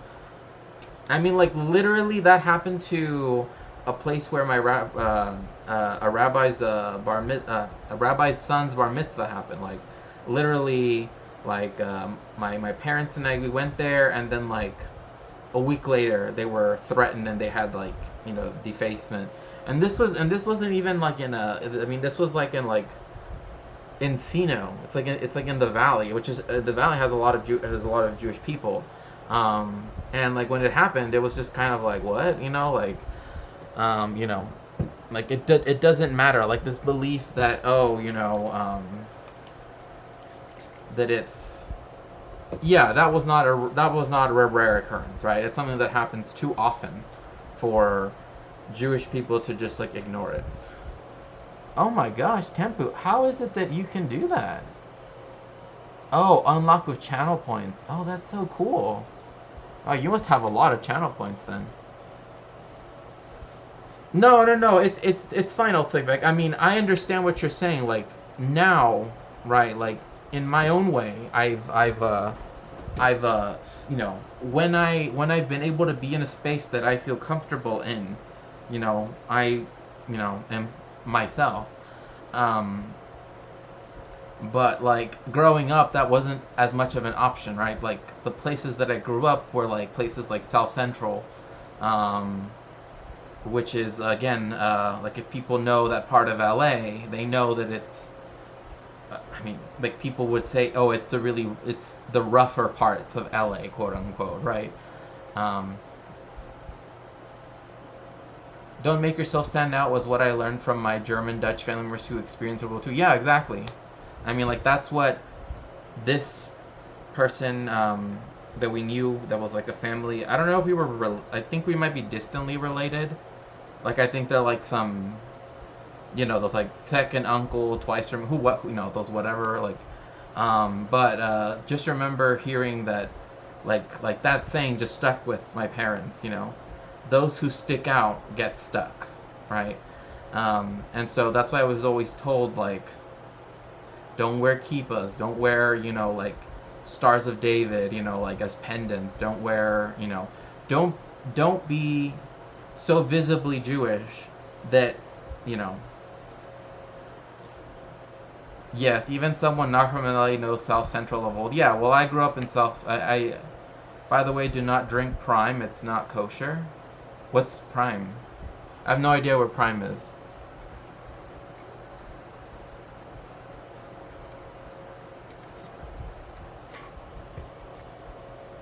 Also, I don't necessarily keep kosher that anymore, so it's not really a problem. But because when I was living in Europe, it was very hard to keep kosher. Like unless I would go to the Jewish part of Rome, right, and bought stuff there that was certified kosher. Like here in America, almost everything has a hechsher, which is what, like the little circle with the U in it, or the K, or the, you know, all that stuff. But in Europe, it's like it's much more difficult to find food that's kosher. You know. Oh, the energy drink. Oh yeah, I wouldn't drink that anyway. I mean, isn't it like beyond doesn't it affect people like really negatively, even if you just take like a sip out of it, because that's so much caffeine or whatever, all that stuff? And it leaves out Chinese people and Jewish people and Finnish people. Oh yeah. Okay, one person I do want to say like, hey, this person needs to stop. Like, literally, they are the person that all your. Yes, I know that you're Finnish, Tempu. I know that. In fact, it's funny because why is she talking about that? What? Oh, well, I'm talking about Rabbi Shmuley, that like he is the person that people always want to like talk to, because he's this like rabbi that's Orthodox, but is also like, he wrote the book. Let's see. Cat. I think. Yeah, he needs to stop. Like he wrote the book like Kosher Sex and all of this stuff, and Kosher Jesus, and yeah, he had like he had some program or something, but like he's like very, but people like to talk to him. Yeah, exactly. That's why he's so popular, and like he's not popular with Jewish people. Like I even know some people say he's not even a rabbi. Like literally, like that like they don't count his smicha as like legitimate, because he's like done things that are against, the idea of smicha, which it's interesting because usually when you get smicha, like, you can be placed in cherem, right? But you can't have the smicha be, like, taken away, if that makes sense. Like it's like, anyway. But the point being, at least not typically, because I know people are going to say, oh, well, in this tradition, it depends on the mincha, for sure. But, like, yeah, like evangelicals love him. The most famous rabbi in America, yeah, he had a TV show. Exactly. He had a TV show, and he's always willing to meet with anti-Semites and say how they're really great people, and take them on a little tour of whatever, take them to a museum, and then be like, okay, they're cured of their anti-Semitism now. But he's always the one jumping I hate that he is the Jewish pick-me. Like, we have so many Jewish pick-me's, like Ben Shapiro, Rabbi Shmuley, what's it called? The person in charge of Libs of TikTok, Chava Reichik, which, again, I know people have been calling her, or Chaya, I should say.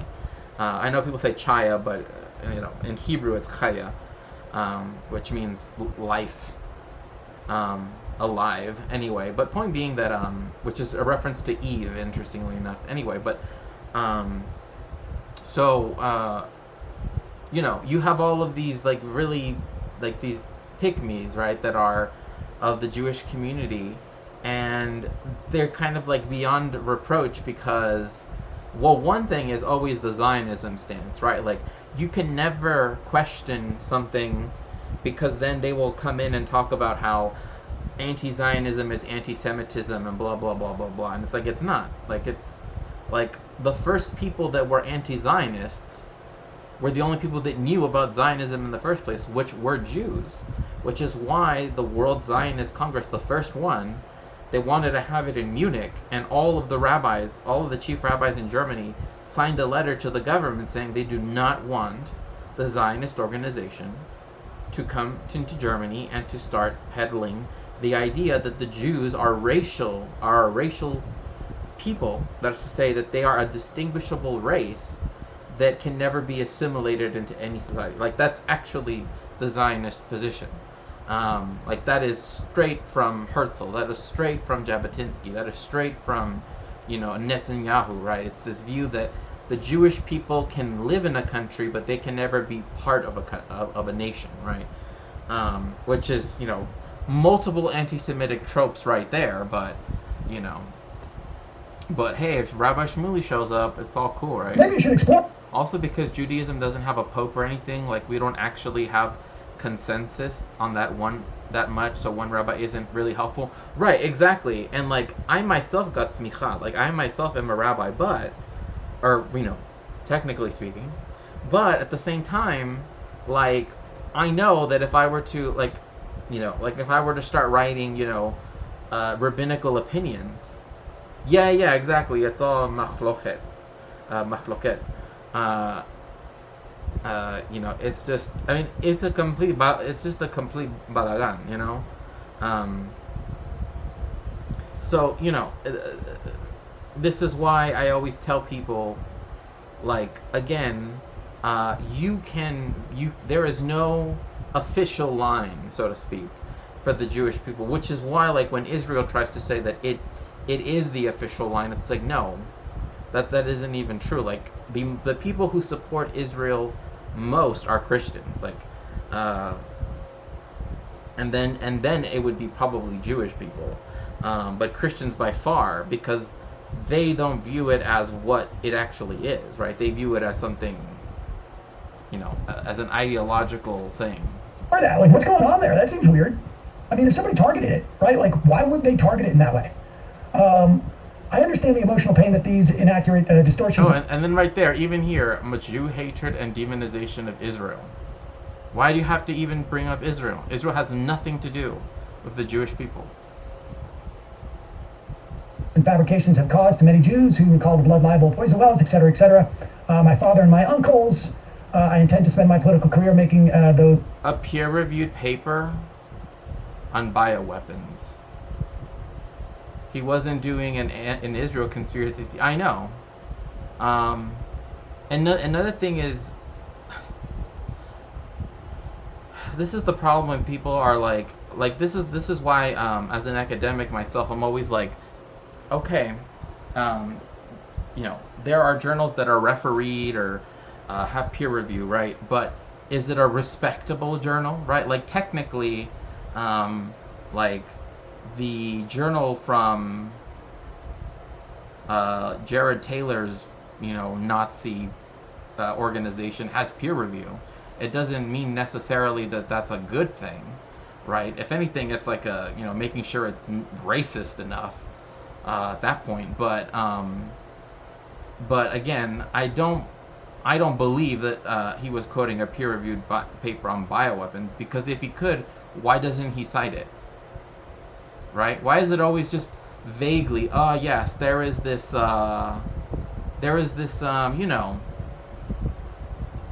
peer-reviewed paper that I read, and I don't hate Israel because they are Jews, or because of the Jewish people, right? Like being against genocide and colonialism and imperialism are the reasons why people would have issue with Israel, and that's the reason why they should have issue with Israel, not because of the fact that it's Jewish people. In fact, it's a great tragedy that of all the peoples of the earth, right, that the Jewish people are being manipulated by the Zionists in this way. Also, how old? Yeah, exactly. Yeah, like research was happening all the time. Also, if you're looking at bioweapons, and this is another thing too, is like when it comes to scientific papers, like when they have their discussion part of what could be the case, like, oh, for further discussion, right? Where other people, some people that do not have academic literacy, right, will think that that's part of like also the conclusions, right? Like they're also just like other ideas, right? Where it's like scientific papers have a very strict structure. One for ease, right? Like I know some people like. For history, it's very different, right? Like our papers are much longer, for one, and another thing too is that like you can do a paper and be wrong and still get it public. Like your hypothesis can be wrong, and you can still get it published, right? But if you cannot make the proper argument using historical methods, it won't get published, right? Like they're not going to let some random person write whatever they want about history. Like it has to it has to align with the historical consensus, etc., etc., etc. So again, like if you're looking at bioweapons and saying, well, China has wanted to create bioweapons, well, I mean, then why wouldn't that also impugn, like, say, Italy, since it since it actually had COVID beforehand? Does that mean that Italy is also also designing bioweapons? Like, it's like they want to focus on China because of the the new Red Scare and all of that stuff they're trying to do, but I don't get family it. cause is my priority in terms of Israel and fighting anti-Semitism. We'll talk about his stances on Israel, which I find really problematic aside. But I will fight relentlessly on my Jewish sisters and brothers. I've just recorded an interview with Rabbi I hate when they try to, like, I get that it's a rhetorical thing, but when evangelical Christians try to say like, oh, we are brothers and sisters and siblings, it's like, no, we're not. Like I hate that. Like, again, I've gone over this in depth, that Christianity is so divergent from Judaism that like the Marcion heresy, as it was called then, where he said we should just no longer have the need for the Old Testament, right? Yeah, the brothers thing is secessionism, exactly. Which, technically speaking, I mean, like, it's interesting you bring that up, Sashi, because, like, that's what what you said earlier about, like, the Roman Catholic Church, how, like, post-Vatican II, right, like, they that they sort of change certain aspects of the liturgy, and also they change certain aspects of other things too. I'm trying to find something that I can, but technically speaking, they are technically supposed to not do that, but they still, yeah, it's baked in, exactly. And the best example I can give is during their Easter Mass, which is the highest Mass that can be given in the year, right? Like is when the priest, right, when he's holding up the host and says, "Our Lord, our God, who led us out of Israel." And that is supposed to be a literal statement that the Catholics, Christians, were led out of, or pardon me, they were led out of Egypt, right?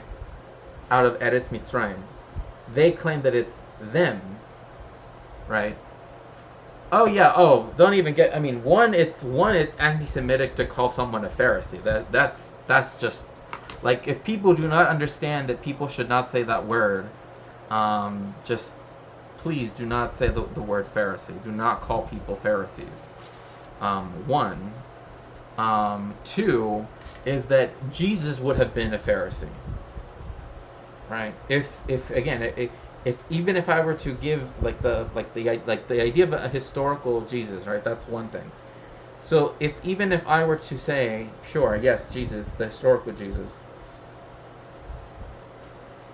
it's even in the story itself, it says that he was, like, the people he quotes and says are good people, like Gamaliel, right, and others, right, are all Pharisees. And he's also linked to the temple, which was run by the Pharisees, right? Like the Sadducees, as they're also known, were people that eventually became like the Karaites, right, or the Karaites, right?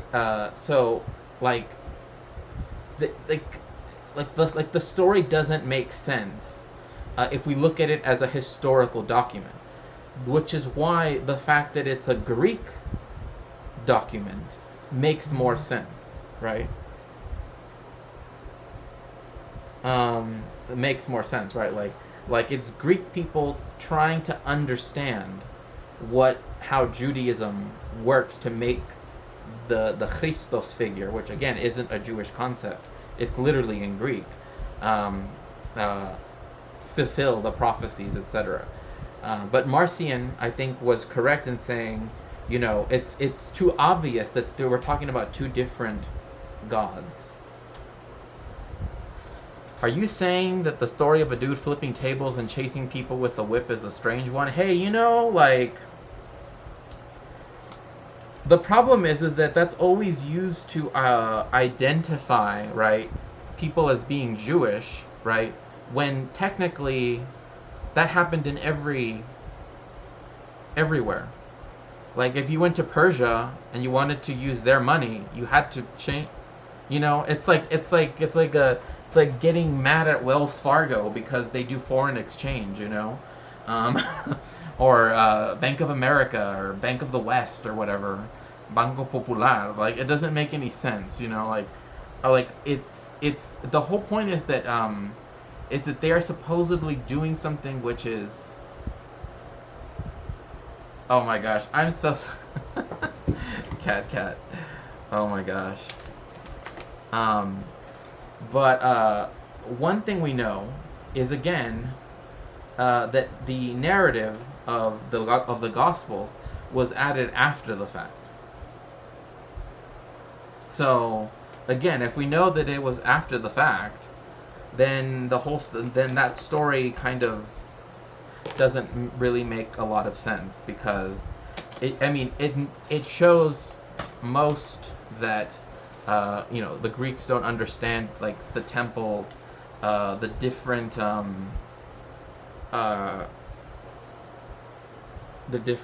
courtyards and all of that stuff. Like if you look at the design of what the temple looked like architecturally, there was a limit where supposedly that's where this happened, where nobody except for the Halevim veHakohanim, like only they can go in there, right? Like only the priests and the Levites can go there, into that courtyard that's being described. So how could they have people there? Because if they did that, then they would be taken into prison. Because one of the things that the Roman garrison there wanted to do was to not have religious unrest, right? Like that was the main thing before Pontius Pilate actually moved from Caesarea Maritima to Jerusalem, or Hierapolis, or Aelia Capitolina, as they also called it. So again, like the stories doesn't make sense. It makes sense if it was written after the fact, after the temple was destroyed, where nobody understands how the temple had multiple courtyards and different entrances, and one that you couldn't just enter into the temple like that. So again, like there's too much evidence, historical. Again, if we're looking at it just as a historical document, not as a religious one, as a historical document, there's too much that is inconsistent when it comes to that particular story of the money changers, right? Because the whole point is that they're supposedly defacing the sanctity of the temple, but the whole point, I mean, again, it's part of this idea that like Jesus is like renewal, right? Like that's the whole point. Shmuley. Let me tell you something about Rabbi Shmuley, who was Michael Jackson's personal rabbi. This guy, I've met this guy. He is a clown, a right-wing clown. Yes, I agree completely. He is a clown, a right-wing clown. Tempu, do you have like Turbo or something? Like, how do you have access to my emotes if you're not subscribed?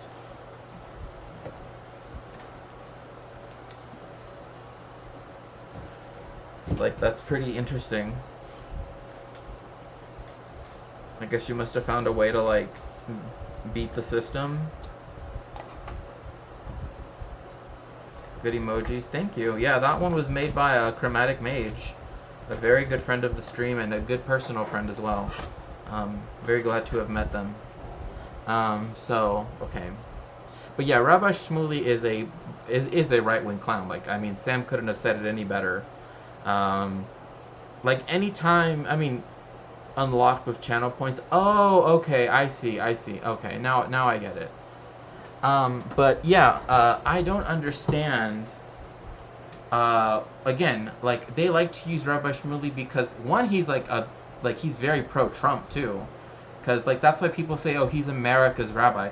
Who gave him this title? Like, who gave him the title of being Hanagid HaAmerica? Nobody gave him this title. That's something that Christians gave him, which is something they cannot give upon a Jewish person anyway.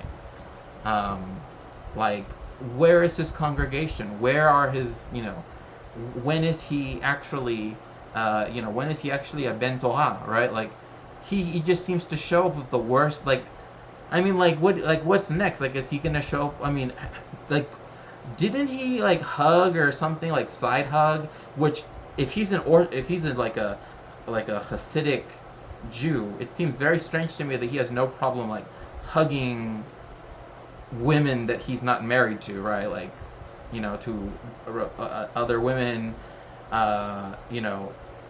which, if like the rules of tzniut and all of this other stuff, like, men are not supposed to be like shaking hands with women or even really looking at them either. They're supposed to avert their eyes, right? Like, only their wife and their children can be seen, like, and their family can be looked at, and other men, right? But the whole point is, anyway, now this is going a different direction, but yeah, he is a clout chaser, but he's like the weirdest kind because he's doing what Ben does, right? Which is like, he's willing to sell his Jewish stamp of approval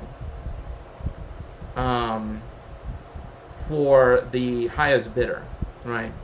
And that in and of itself is the worst part, is that it means that you cannot trust a single thing that he says concerning like Yiddishkeit. Oh, I don't mind averting my eyes to look at other men. Oh no, what I'm saying is like, I understand what you're saying, Soup, and that's so funny. But rather like, if he supposedly is this very pious Jew, as he claims to be, why is he like writing about sex, right? Kosher sex, and then kosher Jesus, hugging all these women, right, touching women that he's not married to, but yet still gets to claim that he's a Hasidic Jew. I just don't buy it, right? Like, I just don't buy it. I mean, same thing with like Ben. Like, Ben would not be seen as Orthodox in Israel, for example. Like, Orthodox there means something like what we would call ultra Orthodox, right? Like it was so funny when Ben Shapiro was like, well, when I was younger, I used to get the what's it called, Sports Illustrated, as a prescription, as a subscription. But when they would send me the swimsuit edition, I would mail it to them back and say I don't want it.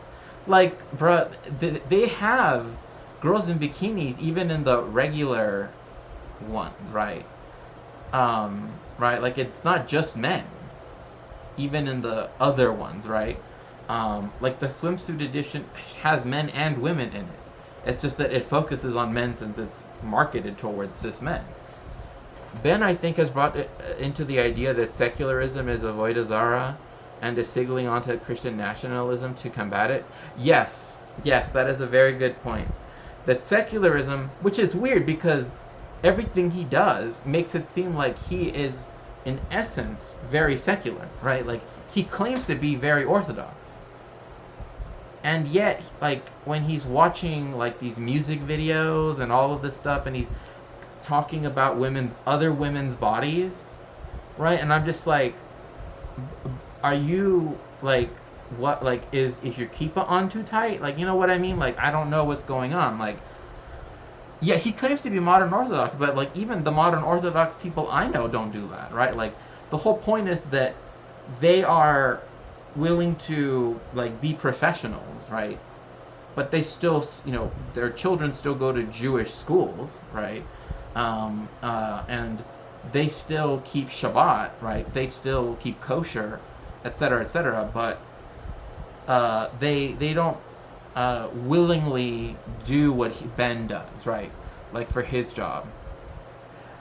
Some modern Orthodox people will shake hands and look at women. Some, that is true, but it's not again, it's not as common, right? Like, as soon as you go into the Orthodox spectrum, if we can call it that, the less likely that's to happen. Obviously, again, I used to be a chassid, so for me it was like complete. Yeah, he is full warp. That's why I've often called him an evangelical, Jew, in the sense that he is essentially an evangelical Christian, right?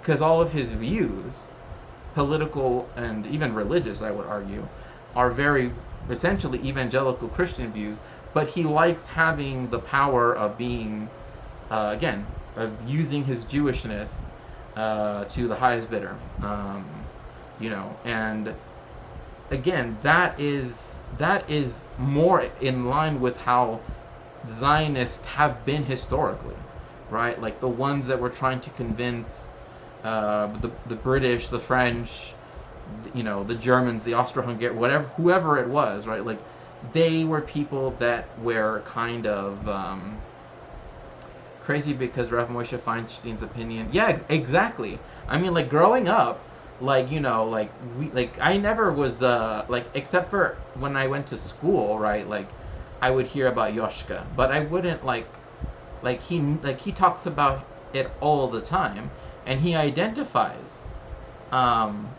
his positions that are with again, evangelical Christians, right? So like his whole view on abortion, right? It's like, technically, according to halacha, a baby is not considered alive or born until it takes its first breath outside of the womb. And that is like all of the Rabbi Akiva, etc. Like they all agreed with that. That is birth at that moment. Judaism is pro-choice, yes. By Jewish law, if there is, if there is, like something with like that, like let's like if there would be complications that would cause harm to the mother, right? And this kind of shows a different This is actually something that goes back, that actually is a different theological view as well. That they will, you have to by Jewish law give an abortion, because the mother's life is what's given precedent, right, so to speak. Historically, though, Christianity, it is screwing over. Even the Agudah and their amicus brief. Exactly. Yeah, because that conception is not when life begins, right? Like, because, anyway, But, like, people try to act like this is of course, what we're talking about here in the Agudah is that, their briefs are looking at it through the lens of, discussing, in it from a halachic perspective. But they also take into understanding some of the science as well. Which is why there are many Orthodox doctors, for example. But yes, if the birth, or if anything that would harm the mother or anything like that, you have to give the birthing person an abortion. You have to. But there is a historical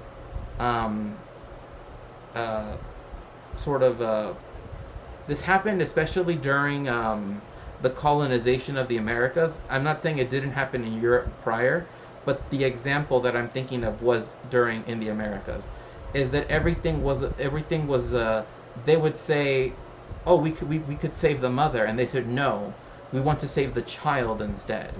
And so it's a very different way of thinking. Like, they would rather the mother die, or whatever, and have the baby be born, right?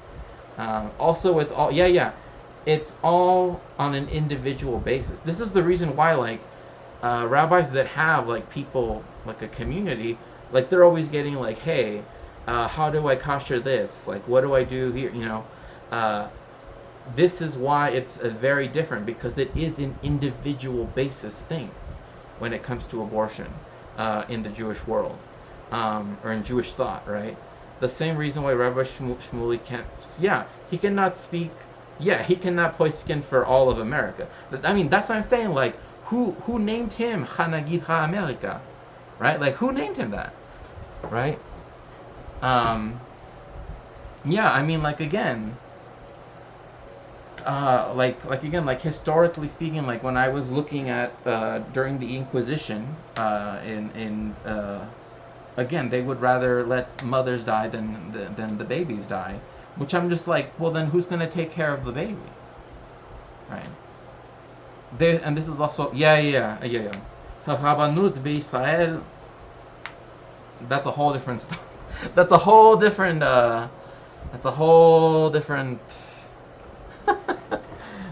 Very different thing. Very different. But halachically speaking, again, it's a necessity. You have to do it. You cannot deny someone that, again, on the individual basis. So A right-wing God will take care of it. I mean, that's definitely what they say, for sure. Clown. I mean, like, honestly, I haven't heard of Rabbi Shmuley's, since the last time he was coming out actually to defend some other right-wing guy, I don't know, 5 or 6 years ago. But yeah. Like, that's the only time he pops out, is to just, like, be like, oh, hey, this, like, Nazi dude is actually pretty cool, and he, you know, it's okay. He loves the Jewish people because he loves Israel. And then it's like you search into that guy, and he's like, "Oh yes, we have to deport all." You know, like essentially, like, you know, I mean, there are even still racists, like anti-black racists, that still want to like do the whole like Liberia thing, right? Like there are some people that still think that that is the correct option, right? Or the solution, right, to that question, so to speak. So again, like when there are these people, these pick-me's and etc., and I'm using, of course, with the note that understanding that pick-me is a very particular contextualized word. Rabbi Shmuley is the one that's there to sanitize everyone, to whitewash them, and then put a Star of David and say, "Oh, he's kosher now." Like, that is enough to know for someone to put him in cherem, right? But again, there's no central authority in Judaism as such, so it's not like he could be officially in cherem, right? But I find it weird that the organization that he is, I guess, like, isn't he Chabad? Sashi, remind me. I'm forgetting it. Isn't he Chabad? Like, I would think that Chabad would take a really negative stance on that if he were. But then again, I don't know, because also Chabad tries to be like, have it both ways on Zionism, right? Yeah, he is Chabad. Yeah, he is Chabad. Like, how is he acting that way then? Like, how is he hugging women? And, you know, again, like, I know most people are like, oh, what is it about hugging? It's like, again, for under Orthodox, you know, the way how Orthodox Jewish people are supposed to behave, one of those is to not do anything what Shmuley or Ben do, right, essentially. Idea that the Post called him the most famous rabbi in America. Yeah, he was Michael Jackson's, sort of like one of his spiritual advisors. Last time I remember him, he was taking out a full-page ad in the... IDK how Chabad is centralized after the Rebbe's death.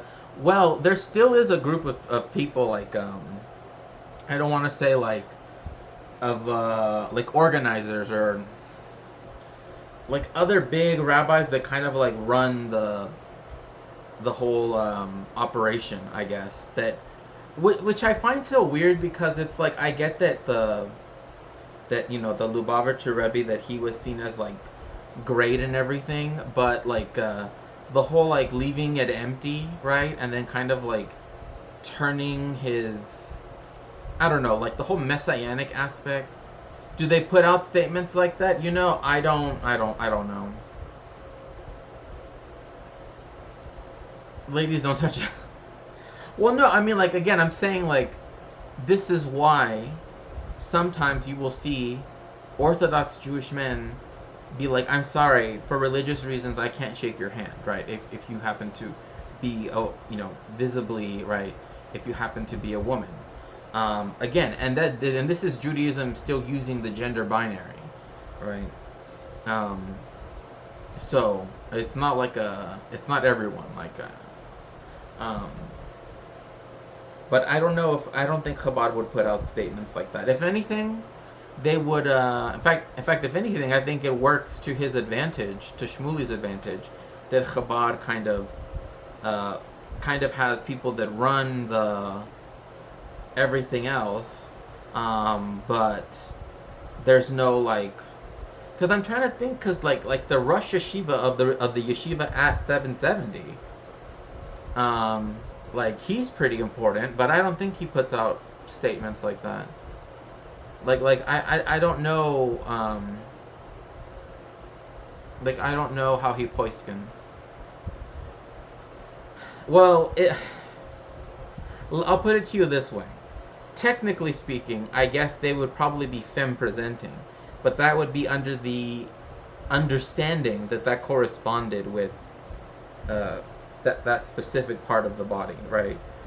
I mean, to me, it's like, I've always been like, what does it matter, like, the plumbing, right? Like, of a house, so to speak, right? Like, Like, what does it matter the plumbing of a person? Whether they want to, wear the suit and the hat, or, want to wear the shaitel and the dresses, right? Like, but they, again, femme presenting would probably be the way that they most likely would react. But if they know that you're trans, if they know that you're non-binary, like, oh, well, again, like, if you're a trans man, again, you're a man, right? Like, for me, you're a man. And one, I don't touch, people of the opposite sex, quote unquote. But like, if you were to go to this neighborhood and you were to be mask presenting, they would presume that you're a man, right? Which you are. But if they found out that you were trans, then oh yes, thank you so much for the yes, join us in following Soup for My Breadline, friend of the stream, Soup for My Breadline. So if that is the case, then they might react differently. It's really hard, because some rabbis that I know that are ultra orthodox, yes, base streamer Soup, very much so,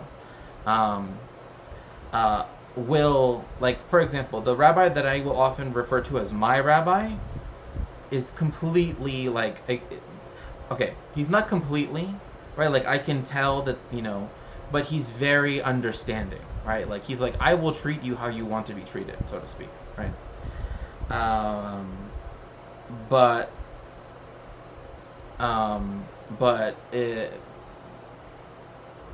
And also, hi Buffy, it's so good to see you. I hope you're doing well. But yeah, like, again, it depends. So, then they might try to, but again, this is the problem, is like, if you're mask presenting, right, and you're on HRT, blah blah blah, right, I find it difficult for people to argue that you're not. I mean, one, I don't think you need to have that in order to be a man. But my point is like, they, like, if I were to use that as a test case, right? No, I mean, I don't believe in the idea of a proper trans person. That's, like, to me, that's. But what I'm saying is, like, I'm trying to think of, like, how would a rabbinate think about it, and I'm trying to think, like, if they were to think about it using Jewish law, then they would be like, well, if you did have the surgery, like, if you did have bottom surgery, if you did have this, because that is still you, wouldn't you for me, in my capacity as a rabbi, right, I accept people by what they identify as, right? Like, you say you're a man to me. If you say you're a woman, you're a woman. If you, non-binary, etc., etc., etc. That's no issue. But I'm thinking about it, like, halachically, and it's like, well, at a certain point, you can no longer say that they're this or that, right? So, this is what. Oh, and actually, that actually brings me to a better point, because I realize that this is like a rabbit hole that's not really important. But there actually is going to be a queer yeshiva that has rabbis, right? Trans rabbis and non-binary rabbis. Here, I'll link it in the chat, that are going to publish their rabbinical decisions. Yes. Queer Yeshiva to publish first ever collection of Jewish legal opinions written by and for trans Jews. So, I'll put that in chat right now. So that's the link right there. If you want, I can go over it just really quickly. But again, like, because there's no central authority on Judaism, right? Like, that's why, again, like, if I were to start writing my legal opinions and publish them, right, like, say, and you were Jewish and you wanted to, as it were, live by them, so to speak, that's a really weird way of putting it. I don't know how to put it. Like, or rather, if you were to acknowledge them, right, to see them as binding, I guess is a better way to put it. Then that would be, hello, Adadak. It's so good to see you. So good to see you. Let's see, where is it?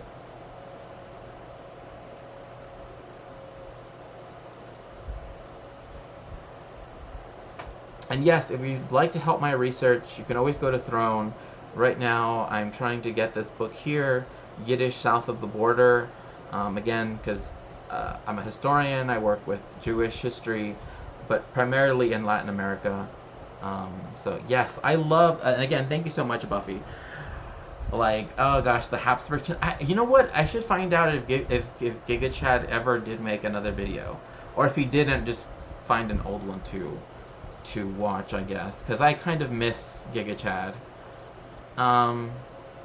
So okay, so in the midst of writing a 13-page analysis of a complex area of Jewish law.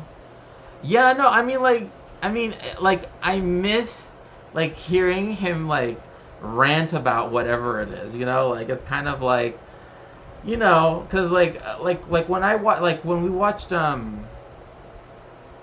was it, Mega Chat or whatever? Like, a guy, like, sometimes he just goes off into, like, these really weird, like, I know, trying to cut off that chin. Yeah, like the Mega Chad guy, he's way too far. He's way too far gone, right?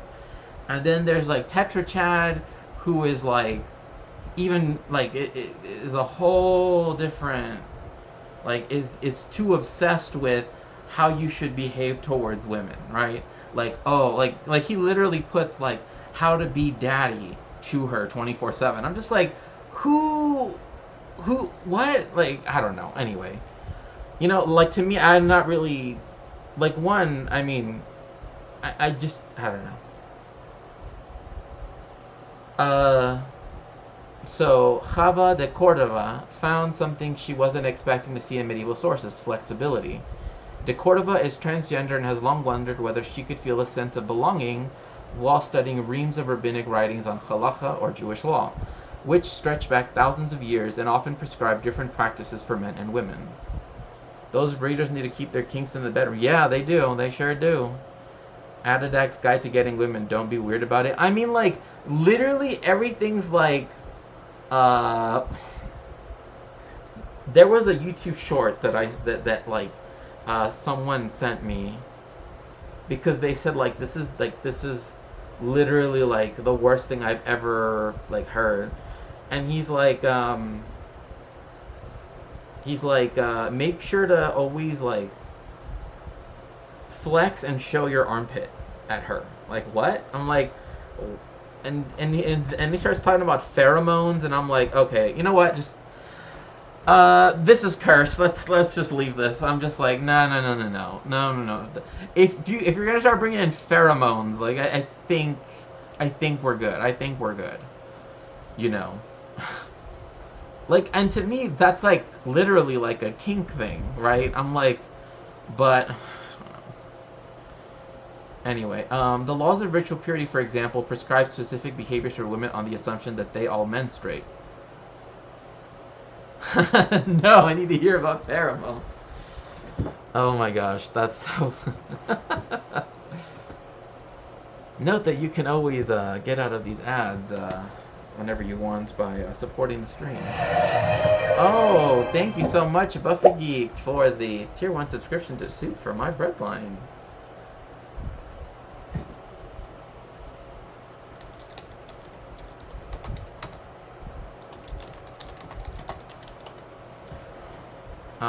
If you refresh, you should be able to come back. You can trick their pheromone sensor by not being weird about pheromones. No, yeah, exactly. Like it was this weird, I mean, it's this weird, let's try to, it was like one of those, like, if we look at the animal kingdom, I'm like,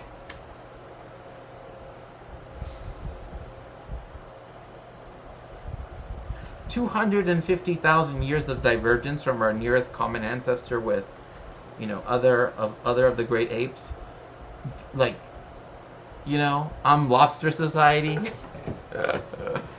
I'm in Lobster Society. Yeah, essentially. And I'm just like, he's like, make sure to always show her, blah, blah, blah. And I'm just like, is that like a kink thing? Or is that like are you not supposed to wear deodorant? Like, I don't know, because he's talking about pheromones. So I'm assuming, you know what I mean? I'm just like, that's just nasty. I mean, like, you know what I mean? Like the way how it's being presented is just like, no.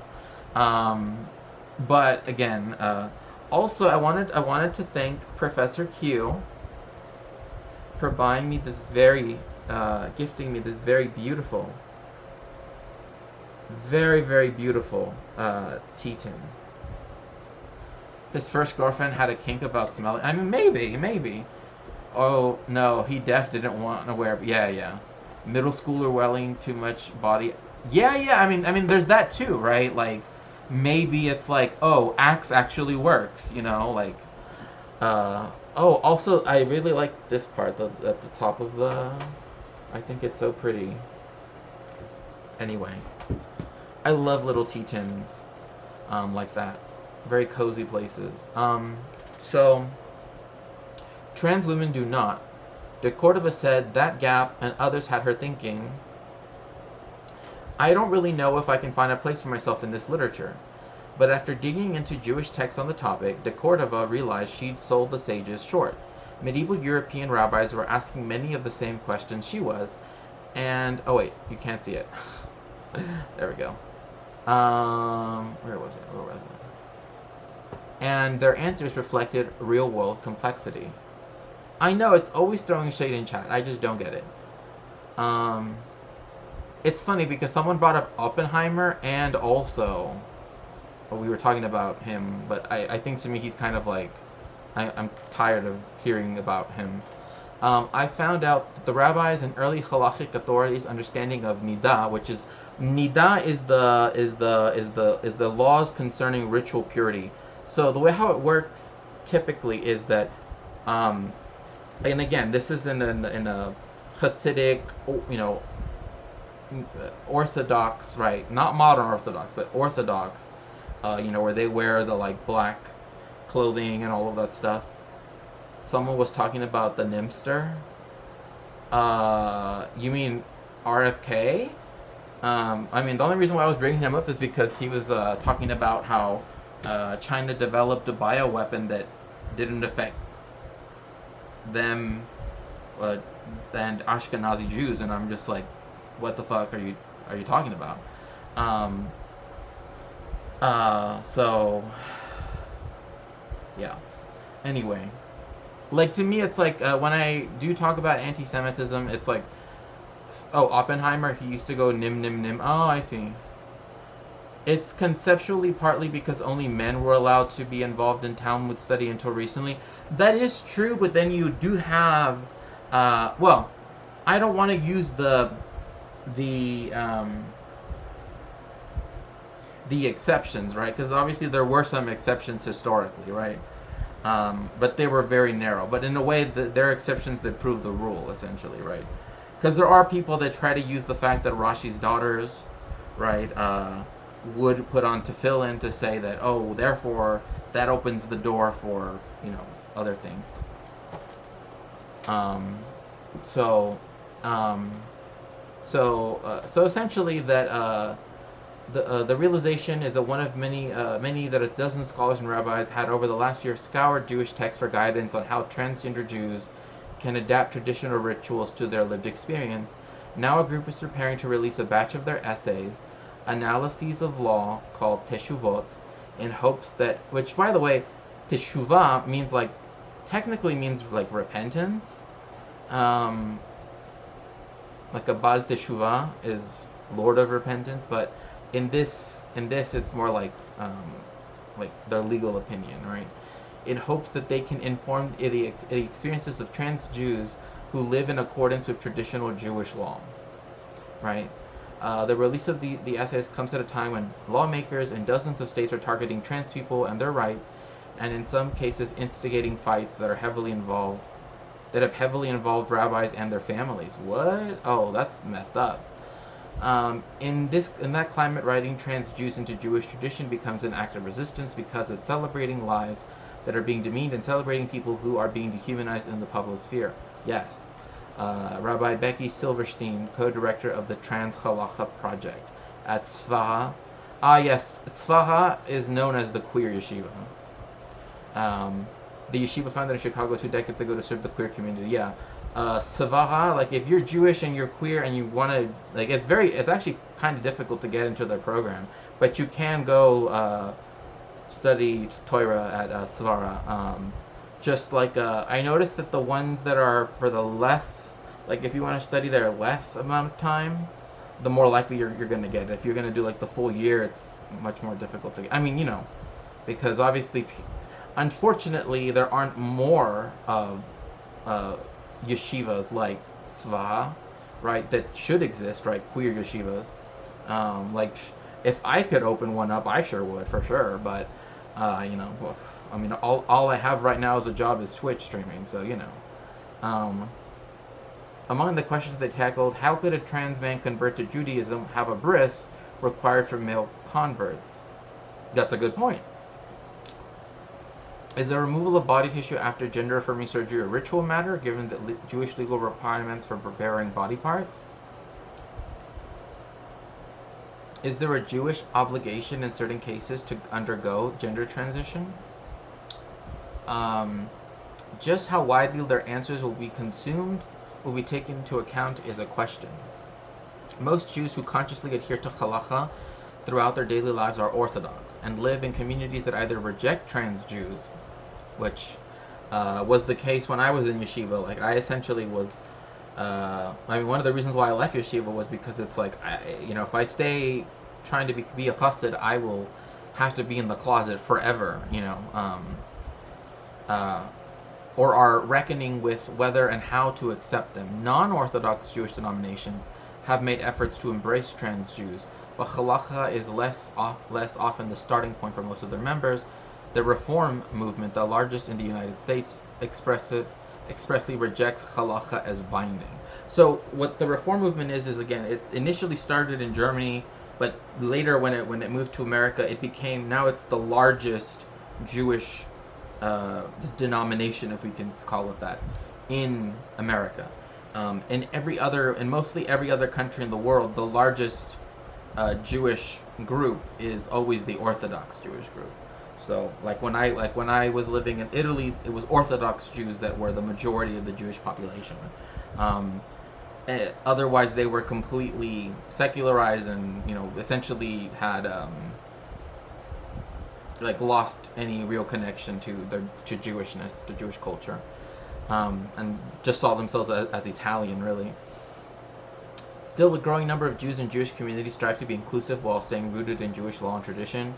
There is also a number of trans Jews who are connected to traditional communities or who live in accordance with Jewish law.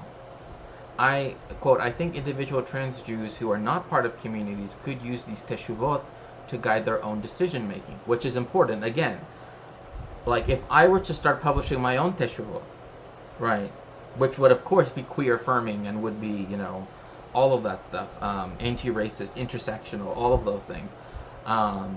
Again, there are people who can read them and look at my citations and look at what I do and look at my legal reasoning and say, this is what I'm going to consult for my own decision making. If again, they wanted to, that person, this imaginary person wanted to adhere to Jewish law. So, who was ordained at the pluralistic Hebrew College Seminary, which is in New York. I think it's across the street from Columbia. No, that's the Jewish Theological Seminary, the JTS. I forget where Hebrew College is. Is that the one in Upper West? No, it's the one closer to Midtown. Well, anyway, we live in a time of religious autonomy in Jewish life, and where trans Jews are actually hungry for a connection to tradition. I mean, I'm trans and I'm hungry, but tradition aside, I'm just hungry in general. But so they could use these teshuvot to inform their own conversations. Organizations and initiatives such as the Jewish LGBTQ group Keshet.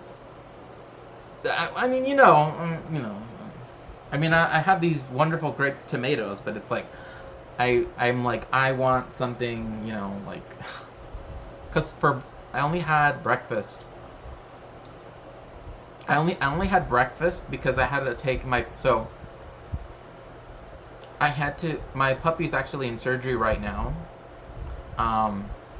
and so I only had time to eat something really quick, and that's actually why I kind of like was like I should stream, because I didn't want to just be like sitting around thinking, worrying about my little puppy, because she's my youngest, and she's so tiny. She's like this big, so I scarfed down some rinse and ramen and 2 soft-boiled eggs, but the tea has me hungry. Yeah, no, like for me, it's not even like it's just like I had cereal and that was it, and then now I'm just having like grape tomatoes, and it's like like when you're eating something but it's not like satisfying the hunger, right? Like it's just like it's there, but that's it. It's just there, I don't know how else to describe it. Torah Queries, a collection of queer commentaries on the Bible. Little tomato. Yeah, they're just little treats, right? And that's because usually when I end stream, I'll go make something to eat, right? Because I can't, some people will be like, oh, I'll be right back, I'm gonna go get something to eat or make something. Well, for me, it's like if I want to make, say, Chinese food, right?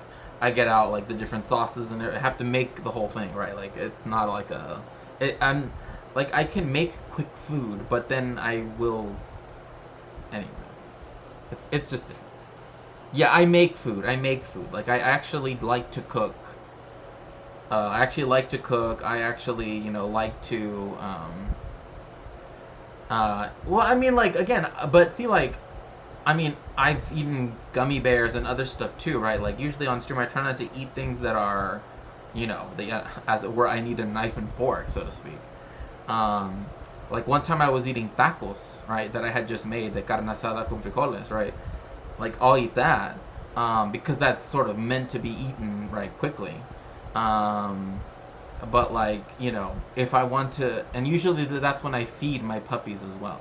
Because by Jewish law, I mean, I'm not doing it because of Jewish law, but just out of habit, it states you have to feed your pets or your animals before you eat yourself. So I've just gotten into that habit of oh, let me check on their food, let me give them food, let me give them water, etc., and then I'll make my food. So that's why I can't just leave streaming and then come back with food, unless it was pre-made, which I do have some pre-made stuff, but I don't know, it's really messy. It's I actually made mac and cheese, the kind that you bake in the oven, right? Because I really wanted to use this new pasta that I found that's it is spiral, but it's spiraled in it's not tight spiral, it's a looser one, and so it went really well with all the different cheeses and all of that stuff, and then I put breadcrumbs on top, and so when it was done,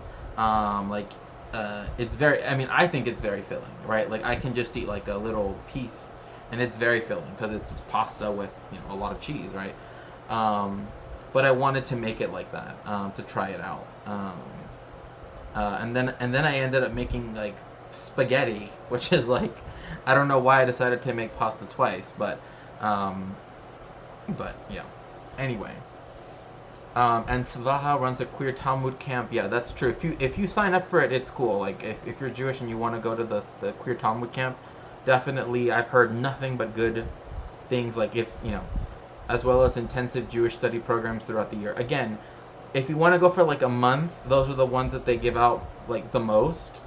The ones that are for longer periods of time are more difficult to get, just because, unfortunately, queer Jewish things are not funded very well, right?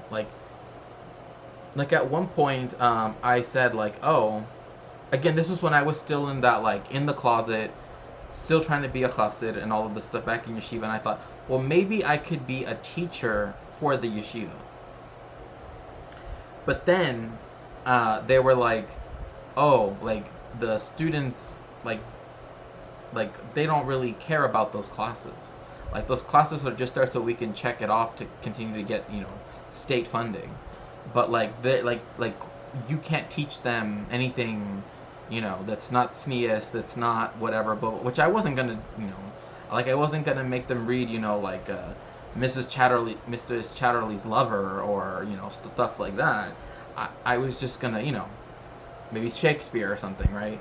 But they were like, no, like we just like essentially it's Jewish stuff just in a different way, and I'm just like, oh, okay, well, and they don't pay very well either, so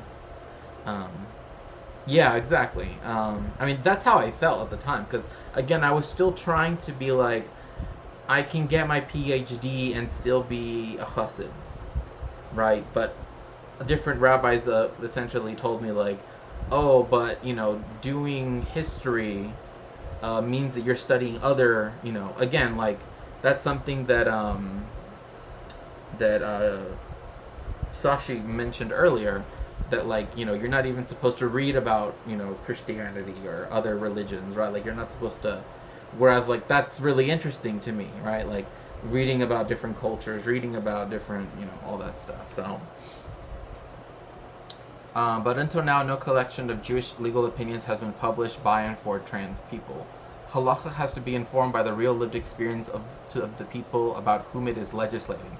I agree with that, with Lainey Solomon, who helps lead Tzvaha and holds the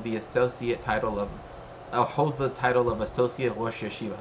So Rosh, as I mentioned before, means head, right? Like literally like your head. So the head of the yeshiva is a Rosh Yeshiva, right? And like Rosh Hashanah, which is coming up soon anyway, like head of the year, right? Like the beginning of the year. And in fact, in Italian, you say capo d'anno, right? Capo, which is the head. And in fact, you can really see that how, they're German and Italian derived from the similar, from a similar earlier Proto-Indo-European thing, because on the other side of the Alps, Kopf is how you say head, right? Kopf. Kopfinjara. But anyway, Capodanno means New Year, right? So same thing in Hebrew.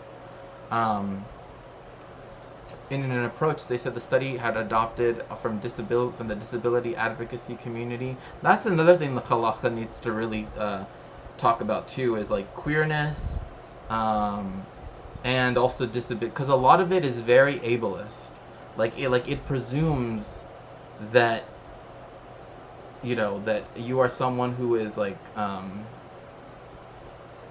I guess what would the term be? Well, I mean, it's ableist in the sense that of its presumptions, right? Like, it presumes that, you aren't, whatever, that you don't have a disability. It also doesn't do very well at recognizing, like, psychiatric stuff either. Like ADHD, right? Or ADD, or depression, right? Like it's like I remember growing up, like the answer to when you felt depressed was like, oh, go study this piece of Torah that talks about someone who overcame depression or whatever, whatever it might be, or the laws on blah blah blah, right? And then also, like essentially it didn't help, right? Like it was like the understanding of psychology is very minimal in the Orthodox Jewish world, and it's often viewed also with suspicion too. I mean, again, like the more religious a community gets, the more skeptical, I guess is one way of putting it, or untrusting they become of things like psychiatry, medicine in general, right? It's not a complete thing. I'm not trying to say a blanket statement, but like I've met people who are oh, you know, I would never go to a psychiatrist. Like, I'd rather just, you know, have, you know, extra chavrusa time and, you know, go on walks, and which helps. I mean, going on walks helps, but and being with other people can help, but it's not a cure for depression, right? Like, nothing, you know, nothing cures depression, but you understand what I mean. It definitely has been more movement on stuff. Yeah, exactly. Like, that stuff has been spoken about because of the fact that, I mean, particularly after 1945, a lot of the rabbis that did have to poiskin had to take into account people that were, you know, differently abled than those who were not, right, due to what happened in the camps, etc. The Teshuvot will be published later this month, following a long tradition of rabbis setting halachic precedent by answering questions from their followers.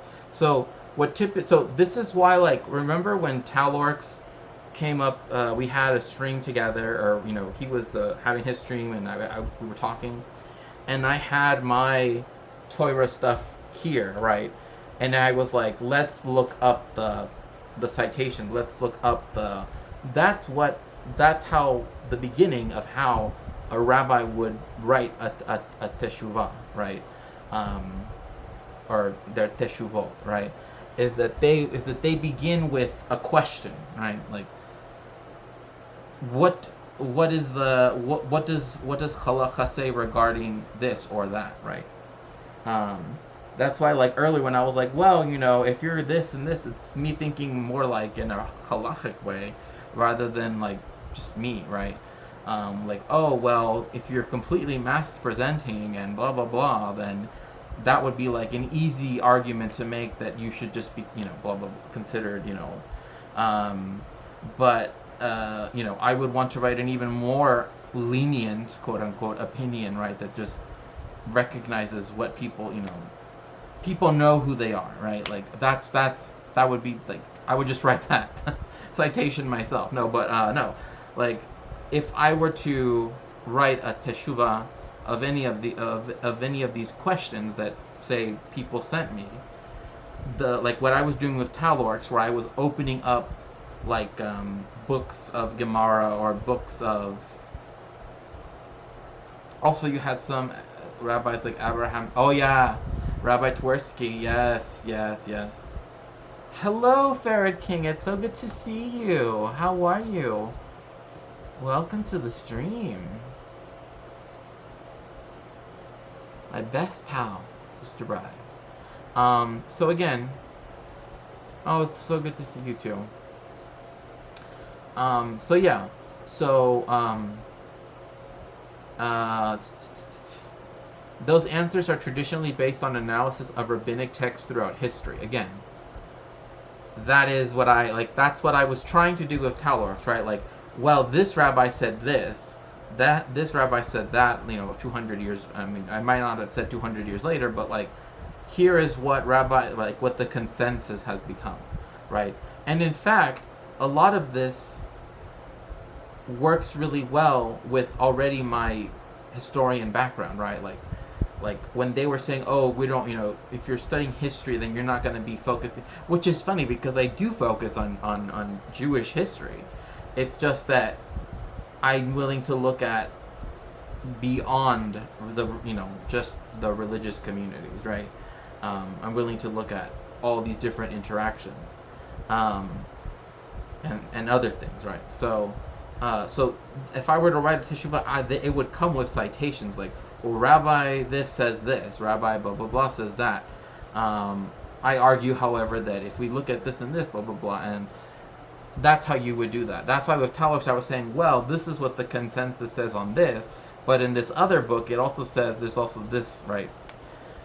Which again is why, again, Judaism does not have a central body, right, that makes its decisions.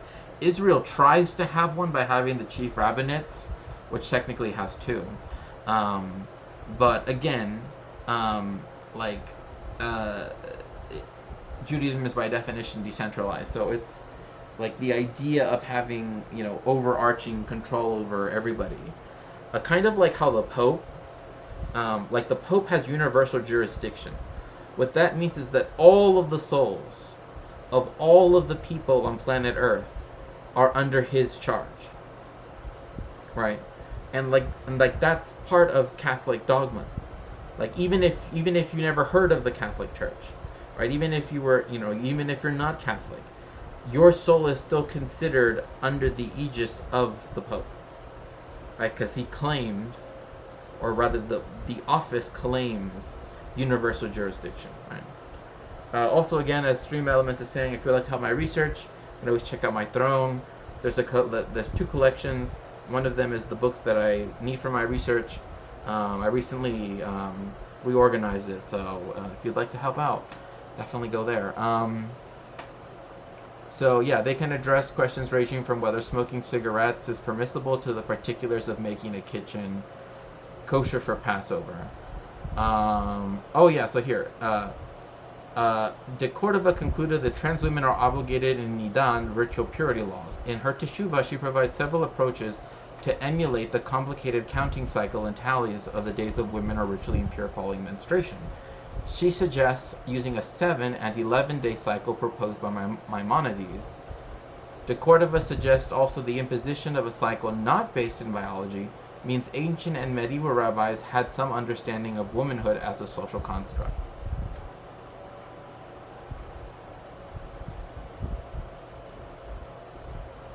Oh, okay. Awesome. Well, thank you so much, Ferret King. I really appreciate it. Really, really appreciate that. So, as you see here, like, their reasoning is that the cycles that were, and again, like, Maimonides is, like, one of those, like, towering figures in Jewish history, had a cycle, or had already had the cycle where it was already seen as it could be, I guess I don't like the word imposed upon, or I guess a better way would be to say adopted. So then that way, it's as if, and I think that, like, that's also recognizing again that, like, there are cis women that don't menstruate, right? So, like, what would you do? You know what I mean? Like, this is the problem with, like, trans medicalists and just transphobes in general. It's like they want to view women as, menstruating baby factories, right? But they're not, right? Like, not every woman menstruates. And they say, oh, well, that's looking at, there are many, even on average, women that will miss a period, for example, a cycle, and it's just because hormones, like, literally, hormones just cause it, Like, it doesn't mean that you're pregnant, it just means that, for whatever reason, your body decided not this month, right? Yeah, science, right, exactly. So, like, so even back then, there was also the view that, like, there is something more to being a woman than being able to menstruate or being able to have a child, right? Like, obviously, because that's been a thing. And so, and I think, to me, that the fact that the imposition of a cycle not based on biology, which, again, the biology they would have known back then would have been very different anyway, means that ancient and medieval rabbis, again, womanhood is a social construct, right? Like, that's the thing, is, like, womanhood has changed over time. It's only now, kind of like what I mentioned about angles when it comes to reading the family in the Bible, right? Like, people back in the 19th century, right, in the origin of the state, family, and private property, or I messed up the order on that, but anyway, you know which one I'm talking about. He states, like, when people read the Bible and they hear, Abraham's family, they think that it's like their family, that is to say, the nuclear family, but that didn't exist at the time.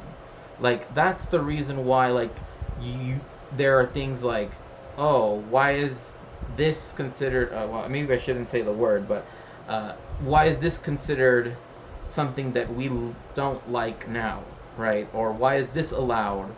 But again, that's because in tribal societies, marriage was not seen as a one-to-one thing. It was seen as a communal thing. So that's why people will call many people their father, right? Trans souls want to think of women as machines of meat and bone, devoid of identity beyond physical function. Yeah, of course. The idea of Das Yehudi is also kind of about gender. Yeah, I mean, yeah, for sure. You can yes. I definitely think that could be, that is the case. Because, well, I mean, yeah. Gender is a construct. I got asked how I know I'm a man, and 90K dude, I eat flowers and try to impress I eat flowers and to try to impress the pretty barista at the coffee stand. Yeah, I mean, exactly. It's like Matt Walsh, sort of, I hate bringing him up, but it's like he asked the wrong question, so to speak. I mean, obviously he's transphobic. Obviously it doesn't matter. He was never going to approach any question. In good faith. But point being that what should be asked is what does it mean to be a man, right? Because going to a tribal society and asking them what they think, for example, like in Albania, right, where there are still some aspects of tribal society. Well, I don't want to call it tribal. I don't think it's technically tribal. Clans. There is definitely still a clan structure there in Albania, and they have a history of essentially men, right, who are AFAB, right, but they are raised and brought up and live their whole lives as men, right, and do all of the right, and this isn't a third gender thing. This is like the very construct of maleness already has a property within it that allows for this translation, so to speak, right? And it's the same with womanhood, right? Like it's there's no such thing as a definition of womanhood, because by definition each woman, right, everyone who identifies as a woman is different, and to them womanhood is different. If you want to look for commonalities, then all you're proving is that it's a social construct. Like the very moment they try to look for those, oh well, this is what makes a woman, and they start listing off these things, like they're just listing the fence, so to speak, of the social construct. Like people that do this, right? I mean, it's kind of like the origin of the word woman, right? In Anglo-Saxon.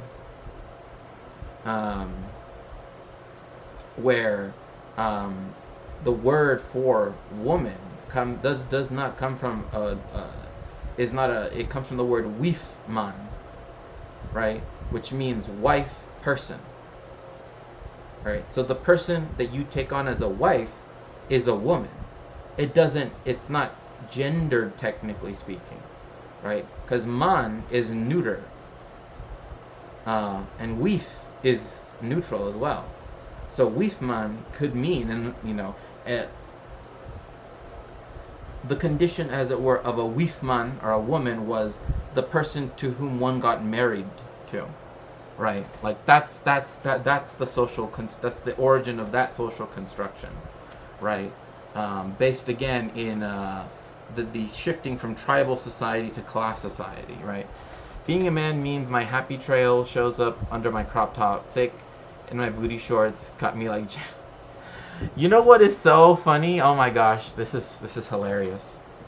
That is so funny that you brought up that book, because I actually have it right here. I have James and the Giant Peach.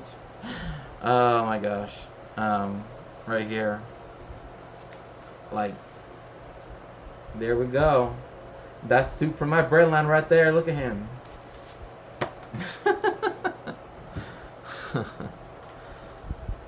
I like Road Doll. I think, yeah, there it is. How big my butt is,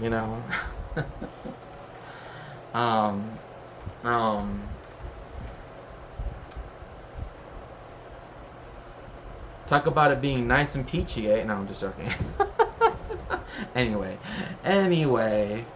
where was what was I gonna talk about next before I? Oh, here we go. And the 12 now. Okay. Oh gosh, now I'm starting to wonder. Oh gosh. Because of Twitch's rules.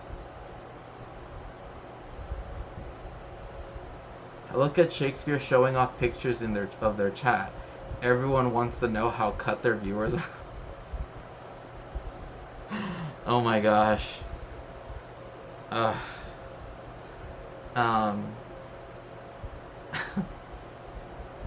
Adadeg, you're so silly.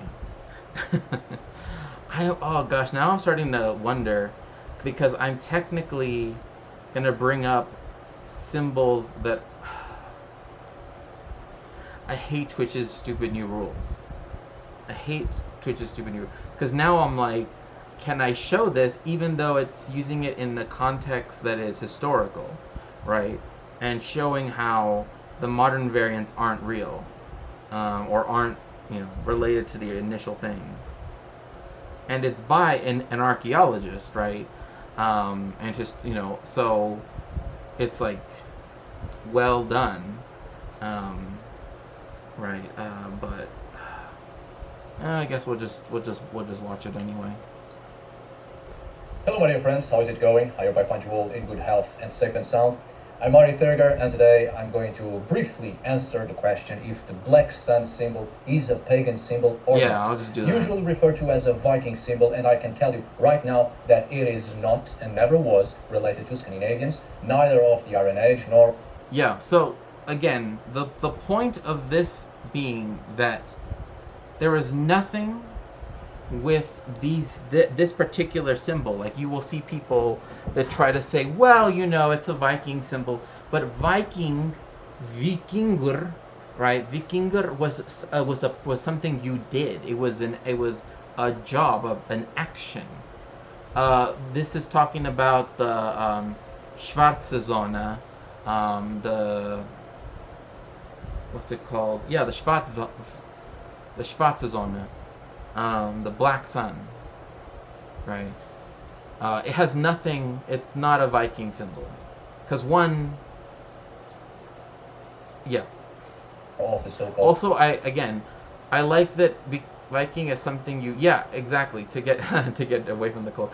I mean, yes. Also, another thing too is like, another thing as well is that like this.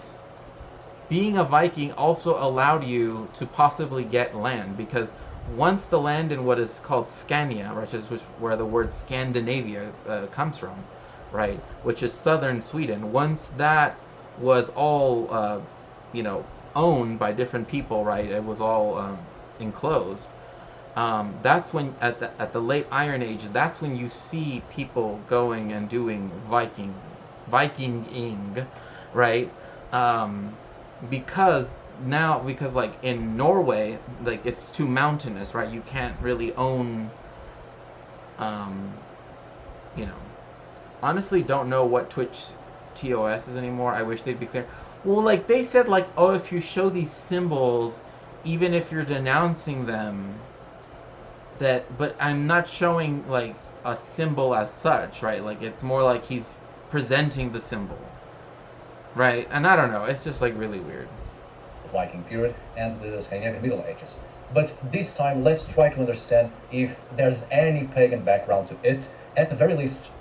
A really brief approach, because in the past I've already made a video about the black sun symbol and the historical truth of it.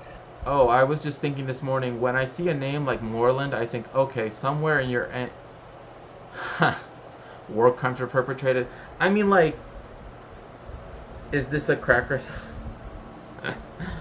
I mean, yes. In essence, yes. This was invented by the Germans in, the Nazis. The Schwarze Zone, or the Sonnenrad, that's the other name, Sonnenrad. Yeah, it was literally designed by a Nazi, right, exactly. But people will try to say, oh, it's pagan, right? And try to say that, oh, it actually pre-existed, and that's not true. But in that video, I start with a long rant, which I thought at the time, and I still think actually, it's relevant because this isn't just a question of solely addressing this symbol, but also its modern implications. And So this is the part that was important for me. Like, it's to also is that as a historian, when I talk about X thing, right? It's to look at the modern day implication of those things, right? Like, okay, why is RFK Jr. spreading this conspiracy? What does that mean for us, right? What does that mean for political discourse? What does that mean for, all of these other things? Like, there are consequences for everything that occurs. So when it's being used, right, by someone who is seen as like a darling candidate, right, because of being of a of a political dynasty, I guess is one way of putting it. It brings up a lot of questions, right? Like, how should one react? How should one, you can't just ignore it. That's the problem, is you can't just ignore it. its uses in extreme spectrums of politics. But this video today isn't without a little rant, because, and I'm sorry to those who come here for the first time and may think I'm being arrogant, but it's just, I get tired of 30 and 40-year-old adolescents who refuse to get out of their cocoon of fanaticism and bigotry. So, I have noticed that since I've made that previous video on this symbol, the black sun symbol, no matter how many sources I place in the bibliography and no matter the historical truth, there's always someone that simply refuses to believe because they want to keep using this symbol to express their bigotry and radical politics of hatred and intolerance, or because they have tattooed the symbol. Because it does look aesthetically appealing, and at the time they didn't know its actual significance or meaning, and so such people are. Oh, the link for the video? Yeah, sure. Here's the link right here, if people want to watch it. Like, it's a cool, yeah, exactly. There are better hills to die on, but also like not addressing the significance of the symbol, right? Like, again, he's an archaeologist, right, who focuses on Scandinavia and especially looking at, like, of course, Adadek, anything for you, my brother.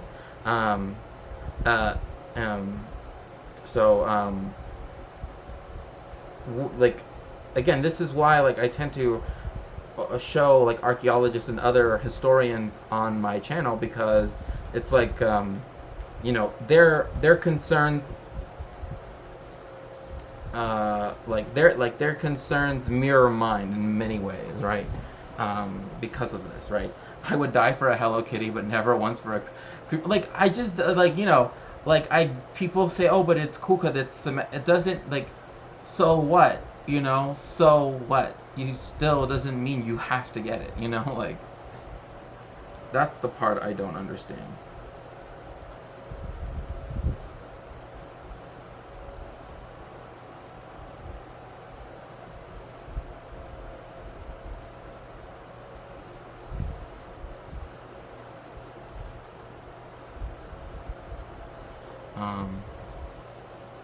So ashamed and regret their choices, hopefully that's the case, but don't want to admit it, so they have called me Jewish. I think this is a moment of learning. No, I am not Jewish, and no, I'm not in some sort of agenda against white people, as some of you have stated. So again, this is another thing that happens to historians. As soon as you question, or even reveal, I guess is another way of putting it, that what they are trying to sell off as, like, yes, historically, biblically accurate, Nazism, right, quote unquote,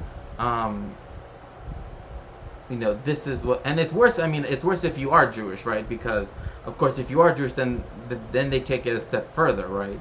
And this is why, like, for a lot of historians, like, this is why when Milo Yiannopoulos, right, when he was literally, like, stalking a historian who was talking about race in the Middle Ages, right, showing how racialization was already occurring even in the Middle Ages, and he was, like, stalking her at this conference. It's like historians people think like, yes, historians most of the time, they're just, reading lots of books, going to conferences, doing, writing their stuff, etc., etc., etc. Usually for a pittance, if anything. But like, then there are people who, especially when you work with certain aspects of history, like me working with intolerance and working with, these aspects, that then they feel like they have the right to speak to you in this way, right? And worse is if you are Jewish and queer and whatever it might be, right? Like, that just opens more intersections of hatred, right? So anyway, You see, when people call others Jews as a way to show that what is being told is either a lie, an agenda, or unreliable content, that's a big red flag right there from the part of people who say such things. Not only it demonstrates ignorance, but also it demonstrates their lack of argument, and so they call people Jewish as if Jewish or Jew is... Has this man thought of what the Black Sun being fake does to the memorabilia market? Also, what about all the not racist Nazis who got the sun as a tattoo? Well, how can you be a not racist Nazi?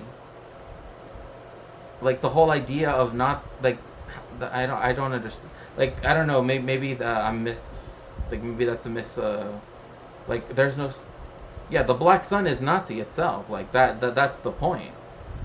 I don't know how you could have a not racist Nazi who got the tattoo. I mean, what should they do? I mean, they should try to get it removed. I mean, if they are able to be brought away to be de-radicalized, right? One of the things is often they will get it covered over, right? Like with something else, if they still want a tattoo, or they will get the procedure to get it, taken off, which is really painful, because it's like burning you, right? That would be the only thing you could do. You can't keep it and consider yourself a not racist. Look, I know a lot of Nazis who will swear they are not racist. Are they just lying? Old Sigback, I don't even know what to make of that statement. I mean, like, what do you mean you know lots of Nazis?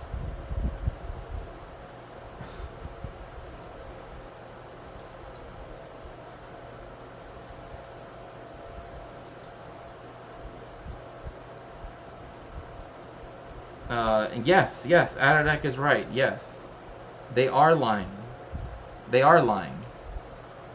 Nazis lie. Like, that's the whole point. Like, they were willing to lie all the way up until that moment when von Papen thought that he could get Hermann Göring's attention in the Reichstag. But instead, they already had planned on him looking at the Nazi side, the opposition, and they brought up a call for a vote of no confidence and then dissolve the government, right? And then that's what led to the next election and the Enabling Act. See, that's what you attack, the knowing lots of Nazis. Well, no, my point is that the very idea of a no, Old Sigback, see, now you're taking issue with the wrong aspect of my question. It's like, what do you mean by... I'm asking you, what did you mean by that? Right? Like, is it that do you understand what I'm saying? Like, surely there's more to what you said than just what's on the face of it, right? That's why I said, what do you mean by you know a lot of Nazis? Like, is it in the context of... Yeah, exactly. It makes... Yeah, that's what I'm curious. The context of the relationship. How do you know them? Right? You know what I mean? And it's like, yes, they lie. Nazis lie. That's what they do.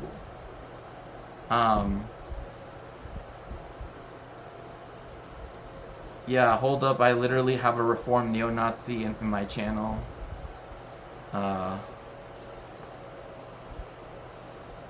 Yeah, exactly. Like, that's what I'm curious about, right? Like, I'm not saying, like, I never once insinuated, for example, guilt by association. I just wondered in what context you mean. Like, what do you mean by that?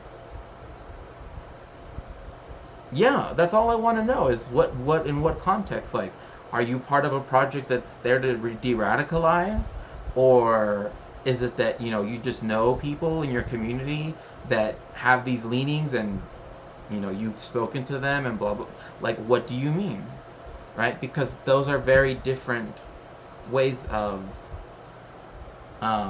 That's how I know. That's how I know a Nazi. How do you know a Nazi? I mean, like, for me, it's like that new Broadway show where the Jewish guy went to the white supremacist meeting. I mean, they do that a lot, especially after, was it American History X or what was it? Where, like, they had the Jewish guy that became, like, a neo-Nazi, right? Like a skinhead, and he became, like, the leader or something like that. I forget how the movie goes. I know it's very violent. That's what I remember. How long did Eichmann lie? I mean, we'll see. Not the funny thing is that, but actually, when he's describing in the trial, like, what he did, he's very frank. He's like, yes, we spoke about it in terms of, oh no, this one is a comedy. He doesn't become a Nazi. Oh, okay, I think I know which one you're talking about then. Perhaps. I don't think. Okay, then. Yeah, it's not American History X. I just can't remember what it's called. I mean, more in the online right, the racists saying they are not racist. Yeah, exactly. Like, if people online, they can say anything. Like, they can say, oh, okay, Just for Us by Alex Edelman. Okay, I see that. Alex Edelman, pardon me. Yeah, like, again, that does not mean, however, that you can trust them, because the whole point of them being Nazis.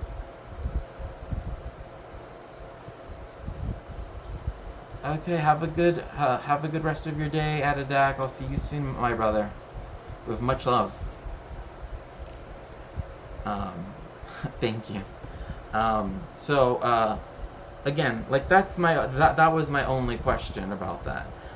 Because if it's online, like, then that's different, I guess. At least insofar as, and if they aren't explicitly lying, they don't think they are racist, because in their mind, being a racist and doing racist things are two different things. There's that too, right? Like, in America, there is this kind of idea that, like, I mean, Ben Shapiro believes this too, right? Like, and he is who he is, right? Like, he does not think that racism is real until it's a physical action, right? Like, until there's a bill in Congress and it's passed and it says the "We Are Gonna Be Racist Now" act, right? Only then will Ben Shapiro. I doubt he would even do that then, because Israel does that every day, and he doesn't recognize it as being, right, an apartheid state at the minimum, right? Like to me, saying it's an apartheid state is like the minimum, like the least you can agree to. Like, if you don't recognize that, you're very right wing, because there is nothing else to compare it to. Is Israeli a race? No. It's just a citizenship, technically speaking. Are Jews a race? No. People have racialized the Jewish people, but that's a whole different. Yeah, I'm not racist. I just say the N word. If I was racist, I would run. I mean, sure. Yeah, I think. Yeah, again, like that's why, like, Ben Shapiro, when he says, like, it's not anti-Semitism unless it's like one. He's fine calling it anti-Semitism if someone says something against the state of Israel.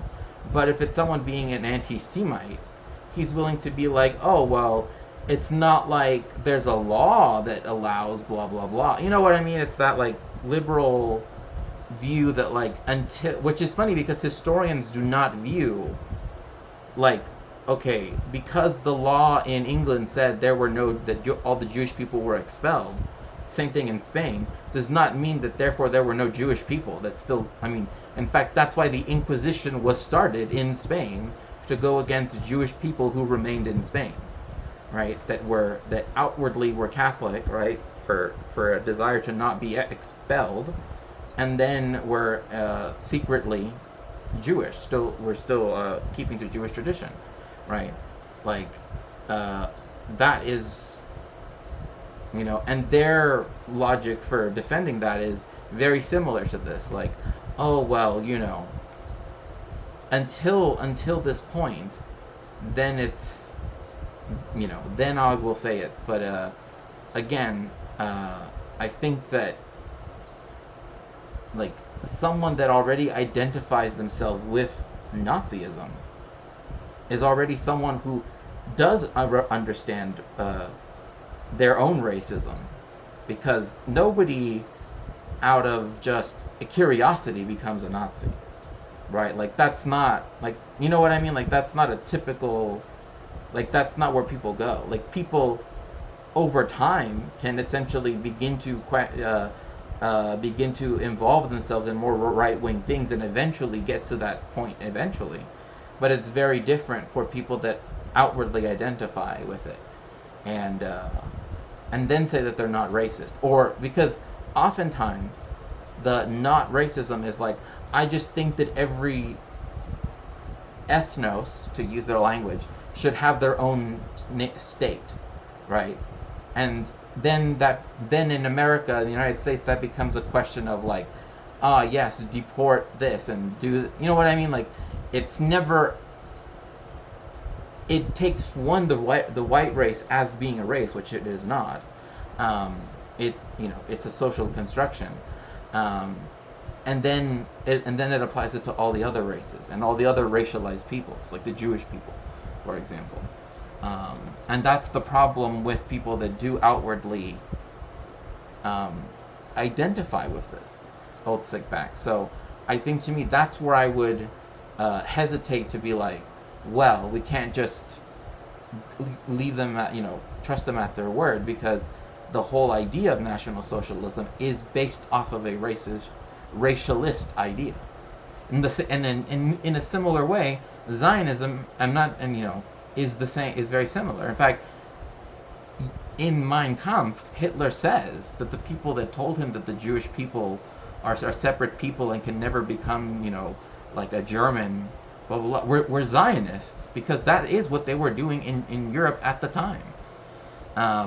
That's what Theodor Herzl and everything, Also, you can't just identify with the Nazis and say you aren't racist. We can't ignore who the Nazis were. Yeah, and what they did, right? And what they do, right? Like anyone who identifies with National Socialism is just like, they know what they're identifying with, right? Like, no fully grown person is gonna be like, oh yeah, I'm fully in support of this. But I'm not racist, though. I just think that, walls should be built. I'm just really for construction, Synonymous with unreliable.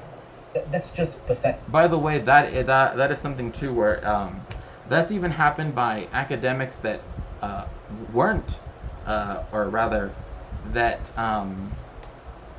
even happened to me from academics where they were saying, like, oh, microphones, as Kanye put it. Yeah, for sure. There were academics that, because I would use rabbinical sources, would say that they are unreliable. And I'm like, you do realize that these things go through peer review as well. Like, it's not like, oh, like, a rabbi can just write whatever they want, and then that's, they aren't evangelical pastors, right, that write some, book that they sell at, at the Toot and Totem, or at the, or at the Piggly Wiggly, it ain't like that. I think, and extremely ignorant and rude. If your only argument is calling people Jew to express inaccuracy and dishonesty, no one will take you seriously, because the only thing you demonstrate is that you are a foolish anti-Semitic buffoon. I mean, what the hell is wrong with you? Seriously. Do all your stores in the South rhyme? Toot and Totem, Piggly Wiggly? Yeah.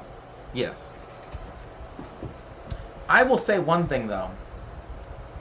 I once wrote a really awesome short story that takes place, it's like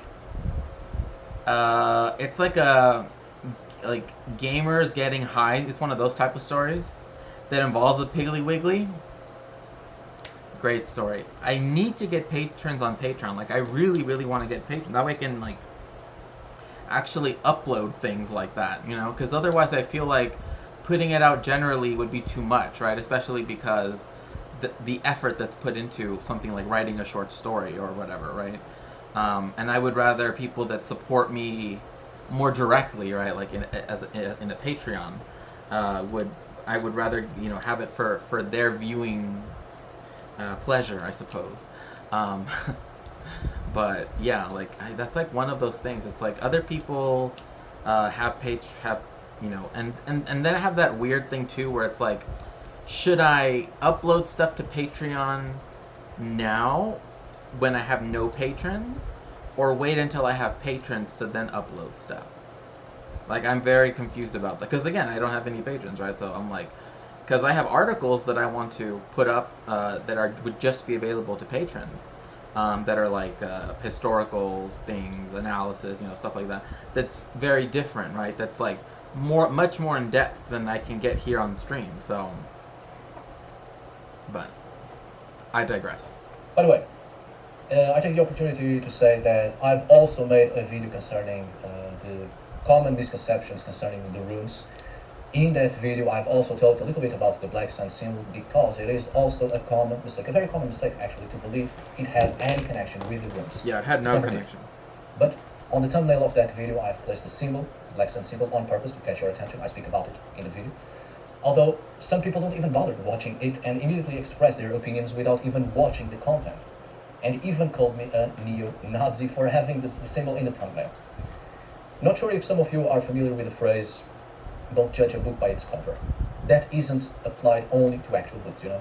So, to some people, I'm either Jewish or a neo-Nazi when they don't agree with something for which I always support with sources. Funny thing is that I'm neither. Please, get your fecal matter together.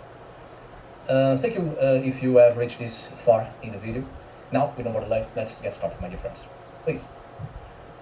Alright, I want to avoid repeating the things I've said on previous videos, so to facilitate the comprehension of what we are addressing here today, let's focus on the iconographic representation of this symbol, giving the benefit of the doubt that some people might actually be a little bit visually confused. The symbol on the screen, somewhere here on the screen, is the black sun symbol, a Nazi symbol influenced by Merovingian sun wheels, but modified.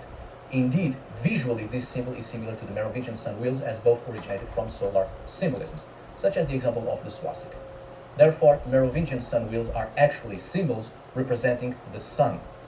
Again, like the Merovingian, this is again 5th to 8th century of the Common Era, right? So the 400s to the 700s, these were made. And yes, this one does technically have a swastika, but again, this is because images of the sun with rays, right? Like, I mean, again, like the idea of the sun having rays that are being, you know, visible. I mean, you know, is all over the place. It's even on national flags, like in Argentina, right? And there it even has a face. But this one was started due to the occultism that pervaded sort of Nazi ideology. Okay, but calling him a Jew and a neo-Nazi aren't the same here. One is anti-Semitic conspiracy theory. The other one is jumping the gun before watching the video. Well, I think what he was saying is like the people that watched the video that were like white supremacists, right? Like all of that, that were neo-Nazis, called him Jewish because he's disproving that there is such a connection, right? Because then that puts their ideas into question, right? Like their beliefs. And then the other one is people just look at this symbol and immediately react to it, which is, again, that should say enough, right? Like people see it on someone's arm, right? Like what are they gonna think? That dude's a fucking Nazi. They're not gonna think, oh, you know, yeah, he's very much into Merovingian sun wheels of the 5th century. You know what I mean? So I think that's what he's trying to get at. Like, people, like, kind of that he's like in a double bind, right? That like if people watch the video, that you have people complaining that because he's trying to prove that or disprove the supposed connection between these two things, that therefore that opens him up for that criticism of being a Jewish person. And then the other one is people just see the symbol and they react to it immediately, right? And so that's what he's kind of calling out, that like discussing these topics are always, a problem, right? I'll take Nazi stealing culture for 1,000 and you got it for sure. That's for sure. Some even contain the swastika symbol in the middle, in the center, being also a solar symbol before the Nazis also appropriated that symbol. Exactly. Like, again, the idea of the rays of the sun have always been something that has been portrayed in other stuff like this. Like the ones that you see in Greek pottery, the ones that you see in, even in India, etc., like in northern India, those are depicting the sun, right? Or those are representing a star, or whatever it might be, right? They have nothing to do with the ones started in the 1930s, right? And the flag of Nazi Germany, it has nothing to do with that. Him getting called out because he's noting that is what, again, happens when historians do point out that this is not the case. However, they are different. So please, let's pay attention to the examples here. We have a solar wheel with a swastika inside, a Merovingian disc, or in other words, a disc of Merovingian artistic style, and then we have the Black Sun, a creation of the Nazis. I must point out two important things. That first, the term Black Sun is a creation of the Nazis, Schwarze Sonne. We do not know what the Merovingian solar discs were called, so the term Black Sun, Schwarze Sonne, applied to the symbol is a term coined by the Nazis. And like the Navajo even featured a swastika saya symbol prominently in the art until the 40s when they chose to abandon its use. Yeah, exactly. I mean, like, again, like, this is something that that is very, it's just a very common symbol. The problem is when it was appropriated, right, stolen, right, by the Nazis and then used.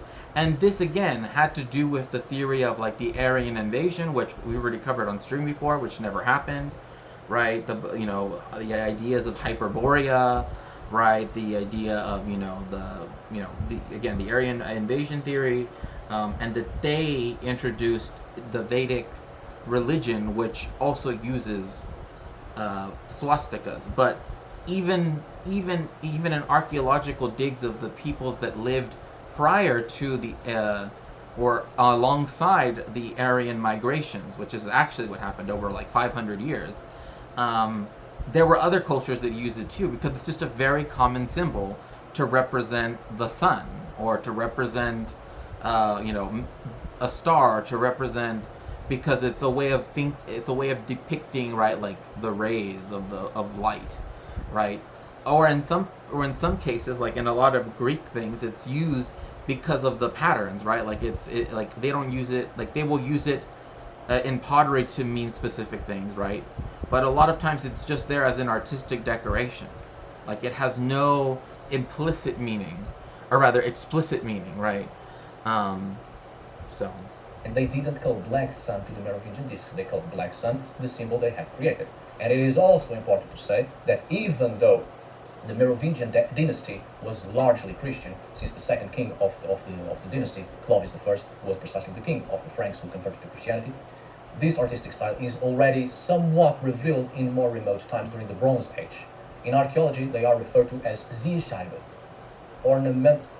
Yeah, so Zierscheibe, literally, Zias is like ornament, Scheibe, disc. And you can see that Zierscheibe was the buckle, or sometimes could be like one of those things that you see on people's belts, right? Where it has like little designs. But a lot of them were like the buckle of a belt. Like it was just like a design like that. But you can see, again, that the usage of the symbol was not in the usage that it has once you hit 1930, right? Or the 20s.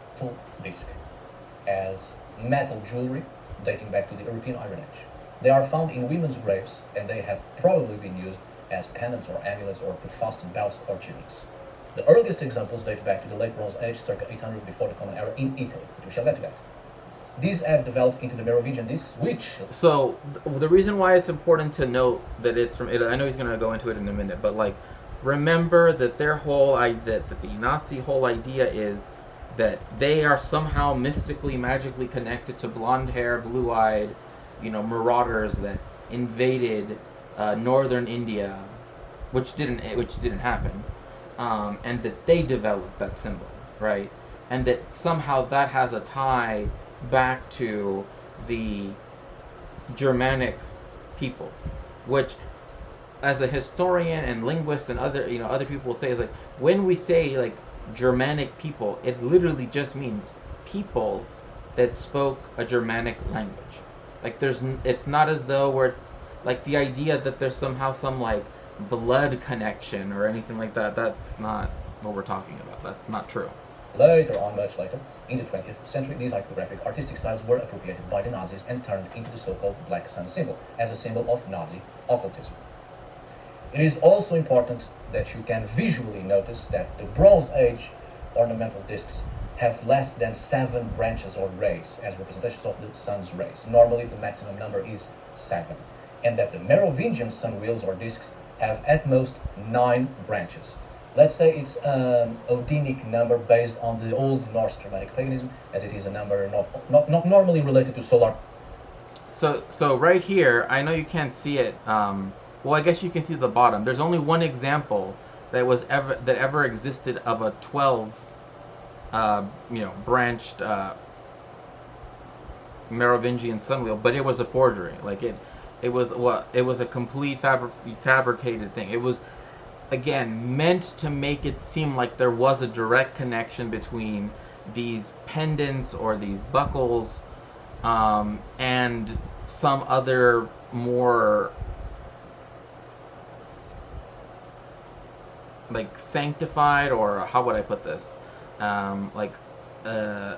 More, I almost want to say holy, but that's not quite what the Nazis were going. Well, essentially, like this more reified form of what it is, right? Motifs, but an equally important number in magical religious terms, normally associated with deities of death, ecstasy, the mysteries of the afterlife, and chthonic deities of the underworld of exactly. Imbue with more spiritual meaning than it held, exactly. So like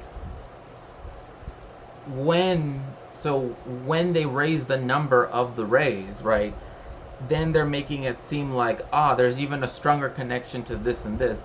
When you first see them being used, they're used just as an ornament, right? It's the same thing like in Greece, like it's there because it makes for an easy design, right? That's very easily reproducible, right? And same thing in and also it's very difficult to compare like the usage of the swastika in Japan to the way it's used in northern India, to the way it's used in northern Germany, right? Like there's like to say that there is some mystical connection that holds them all together just doesn't make sense. I mean, like temporally, but also spatially as well. Like there's no way that there can be that much, right? And that they all have equal meaning across. That's fertility, etc. And I say here that the number 9 is an Odinic number only because in Germanic Nordic paganism it will be later on at the end of the Scandinavian Iron Age and the Middle Ages that Odin will be associated with this number countless times, the number 9, especially in medieval Icelandic literature. But this is not to say that continental Germanic Bronze Age discs or Merovingian discs were associated with Odin, but rather were associated with the number 9 as a number related to the afterlife and deities of the underworld or of the earth world. So again, like what he's saying here is when they added on the extra rays of the sun, then they actually took it out of the supposed context that they were trying to prove. That's the problem. Like the number 9, right, and its connection to fertility deities and the mysterion of the afterlife, which you would think would be, important to people who, try to claim there's this mystical, magical connection, right, to that. Instead, they added onto it, and thus, created something else completely, removing it from that context where there was, where there is that association, right, with Germanic mythology. Fertility deities. And now please notice the black sun that has 12 branches or rays, a mystical number more adapted to the Christian esotericism of Nazism and not in relation to paganism. This detail is super important and makes all the difference. The number 12 is a number of Christian esotericism, and the great focus of Nazi occultism is precisely on the fantastic, esoteric, and on the spiritual of Christian morality, religious teachings, and mythology. So it's important, I think, that Arif mentions this, is that there are people that want to make it seem like the occultism of the Nazis was more, how shall I put this, was not as Christian as it actually was. Like they like to talk about how, look at these connections that they try to make with, Norse mythology, all of that stuff. But at the end of the day, right, what ends up defining Germany is that their usage of the two main churches in Germany. That is the Church at Rome, right, the Catholic Church at Rome, and then the Lutheran Church, right, the one that's represented in Prussia, at the Berliner Dom, right, and also in Erfurt, right, in the Martin Luther Kirche, right, so in America, this is also the case where they try to make their esotericism seem as though it's only pagan, and it had no, because I guess there's this view that if you can de-Christianize, I guess, the end, someone you want to see as negatively, that, somehow that like excuses,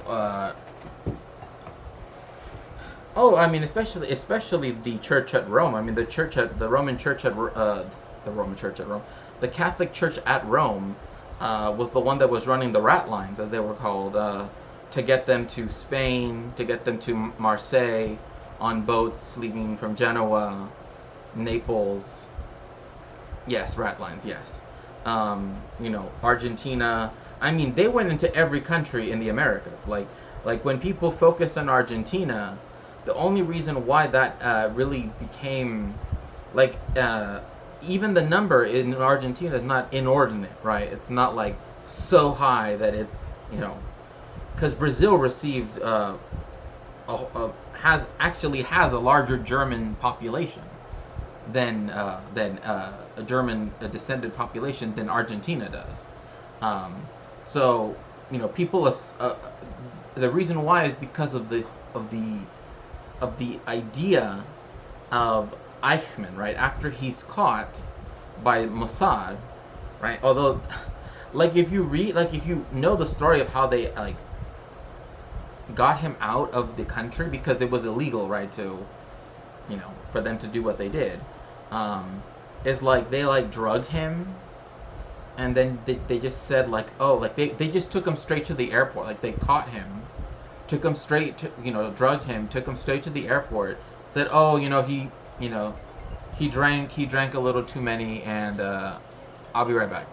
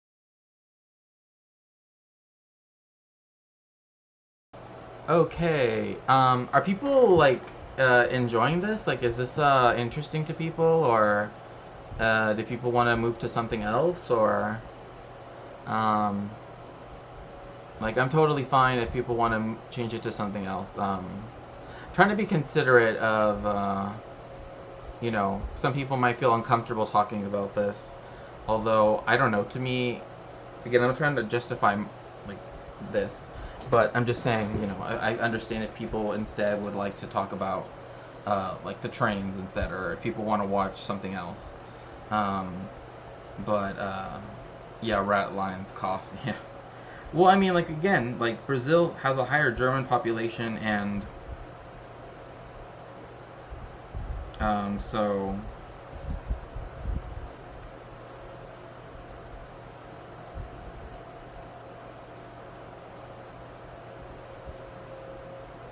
And so it makes no sense, like, to, I mean, like I remember that, was it Bad Empanada, right? That, like, he got, like, really mad at, is it Matt Binder? Yeah, Matt Binder. This is surprisingly one of his videos I haven't seen. Okay, yeah. You know, like, for me, this is, like, stuff that's, like, you know, interesting insofar as, like, it's part of, understanding the difference of the symbols, right, and knowing their history and how this is a divergence from that, right, like that it's, you know, because especially now that there is a large, right, like heathen paganist movement in America, like you have to be very careful which ones, you know, you if you're interested in that, because some of them are, you know, you will see this tattooed on their body somewhere, and they will claim that it's an ancient thing, but it's really, I mean, there are grandparents of people I know that are older than it. So this symbol is a 20th century Nazi reinvention of the sun wheel. In fact, I must add that the 12 rays, or branches, in here represent the common religious philosophical belief of the representation of the pantheon of 12 gods, not pagan gods, but either as the sons of the Judeo-Christian God, or the 12 aspects of the same God, or even the 12 original disciples or apostles whom Jesus met in Galilee, and the 12 Knights of the Holy Grail, the 12 tribes of Israel, all those magical symbolisms of a Judeo-Christian background. This is simple. I do have a problem, like I understand what he's saying when he says Judeo-Christian, but I do find it rather, like, I don't like that term personally. It's the same thing when I hear, like, I mean, I understand how he's using it, right? But, me? Yeah, I'm triggered for sure. No, I mean, like, for me, it's just, like, I don't know, like the 12 tribes of Israel, I mean, like, yes, that is a thing that exists in the Torah, right, and in the Tanakh. But it's not like, it's not that, you know what I mean? Like, it's not like everything, right? Like, and then like everything else isn't, like Jesus, the Grail, like all of that stuff isn't Jewish at all. Yeah, exactly. The Jewish number is 7, right? Although there are many Jewish numbers like 8, 18, you know, stuff like that, you know. But usually it's 7, you know.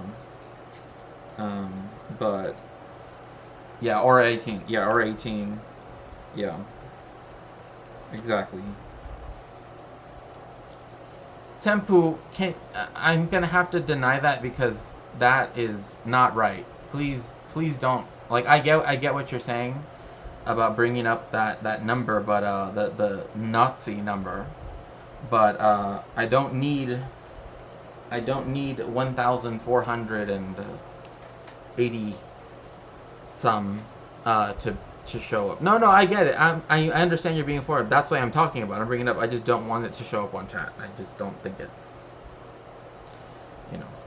Again, we're already talking about this topic. I don't want to, like, a religious understand. philosophy based on Judeo-Christian teachings.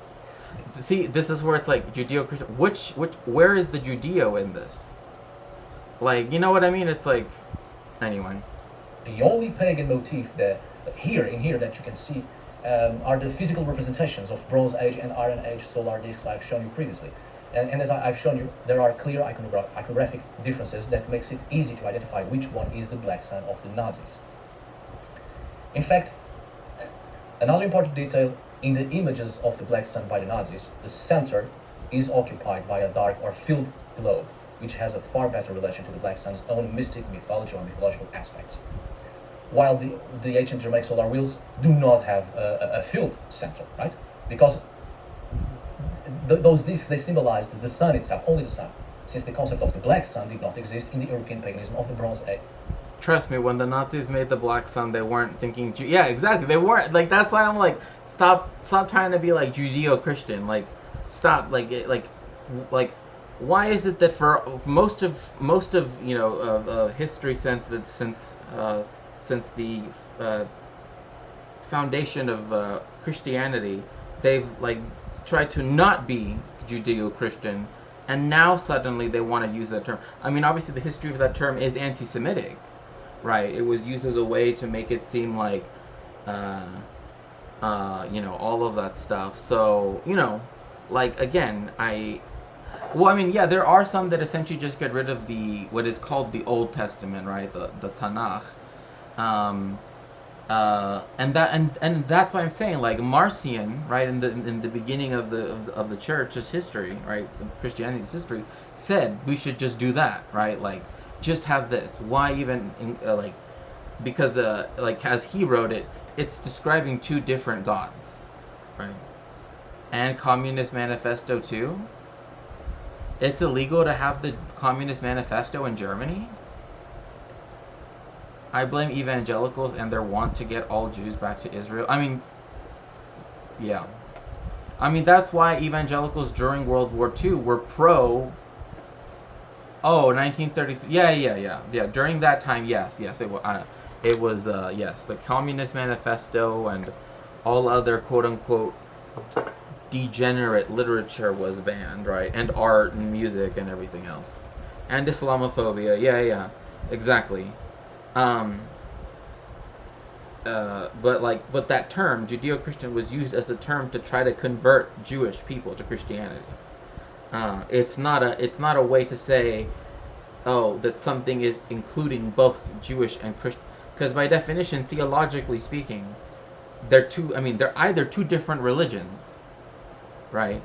Or Christianity is a sect of Judaism, right? Like, you know, which one is it? And I think that was answered 2,000 years ago pretty well. That it's, you know, a separate religion. So, you know. And the Iron Age. Again, to really get the vision. To clarify, I place a lot of blame for the on evangelical 1,000%. 1,000%. Yeah, exactly. Like, Jewish theology, Jewish thought precludes the idea of Christianity. Like, Christianity cannot, like no one would ever say Christiano Judaism. Like, that doesn't make any sense, right? Like, that just, like, we're Jewish, like, it's just another way that, like, Christianity, which is again a religion of tied to whiteness, to white supremacy, therefore to colonization and imperialism, right, continues to colonize. You know, I think that term is less used in Catholic backgrounds, right? Because, again, like I mentioned earlier, like in the Catholic Church, or in the Catholic Church at Rome, right, on Easter, the highest mass, right, when this is even after Vatican II, when the priest raises the host, right, which is supposed to represent the body of Christ, says, when our Lord led us out of Egypt. He means that literally, according to Catholic dogma, that Catholics were the ones that were freed from the land of Egypt, not Jewish, like, not, you know, because it's super secessionism, right? It's that they were, like, essentially the people that would become the Catholics were in that mix, right?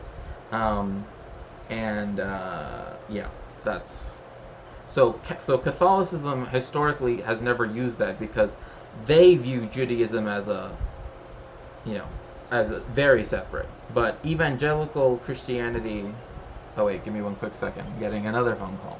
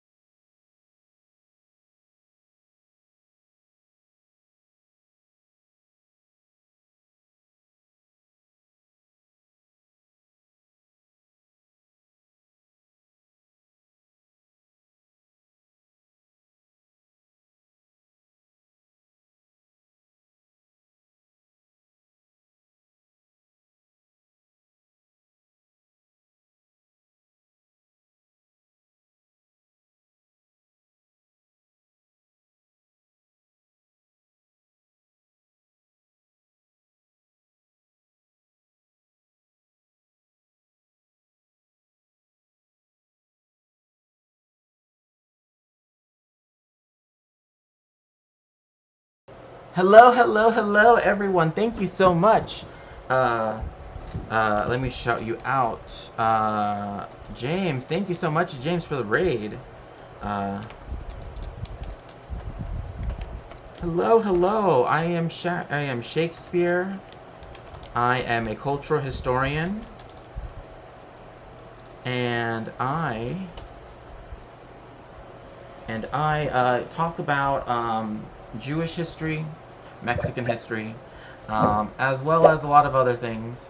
Right now, we're interestingly going over sort of like going over.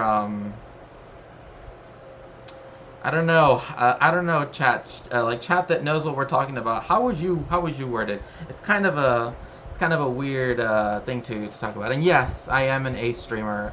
One of my meows is Ace. Yes. So yeah, if you would like to follow, I would really appreciate that. I apologize that I was taking a minute off. I got a phone call. But welcome, Raiders. I'm so glad to have all of you here. Yeah, just one more quick second.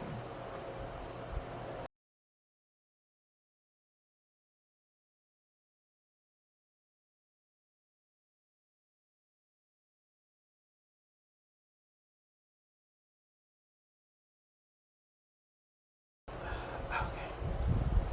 So,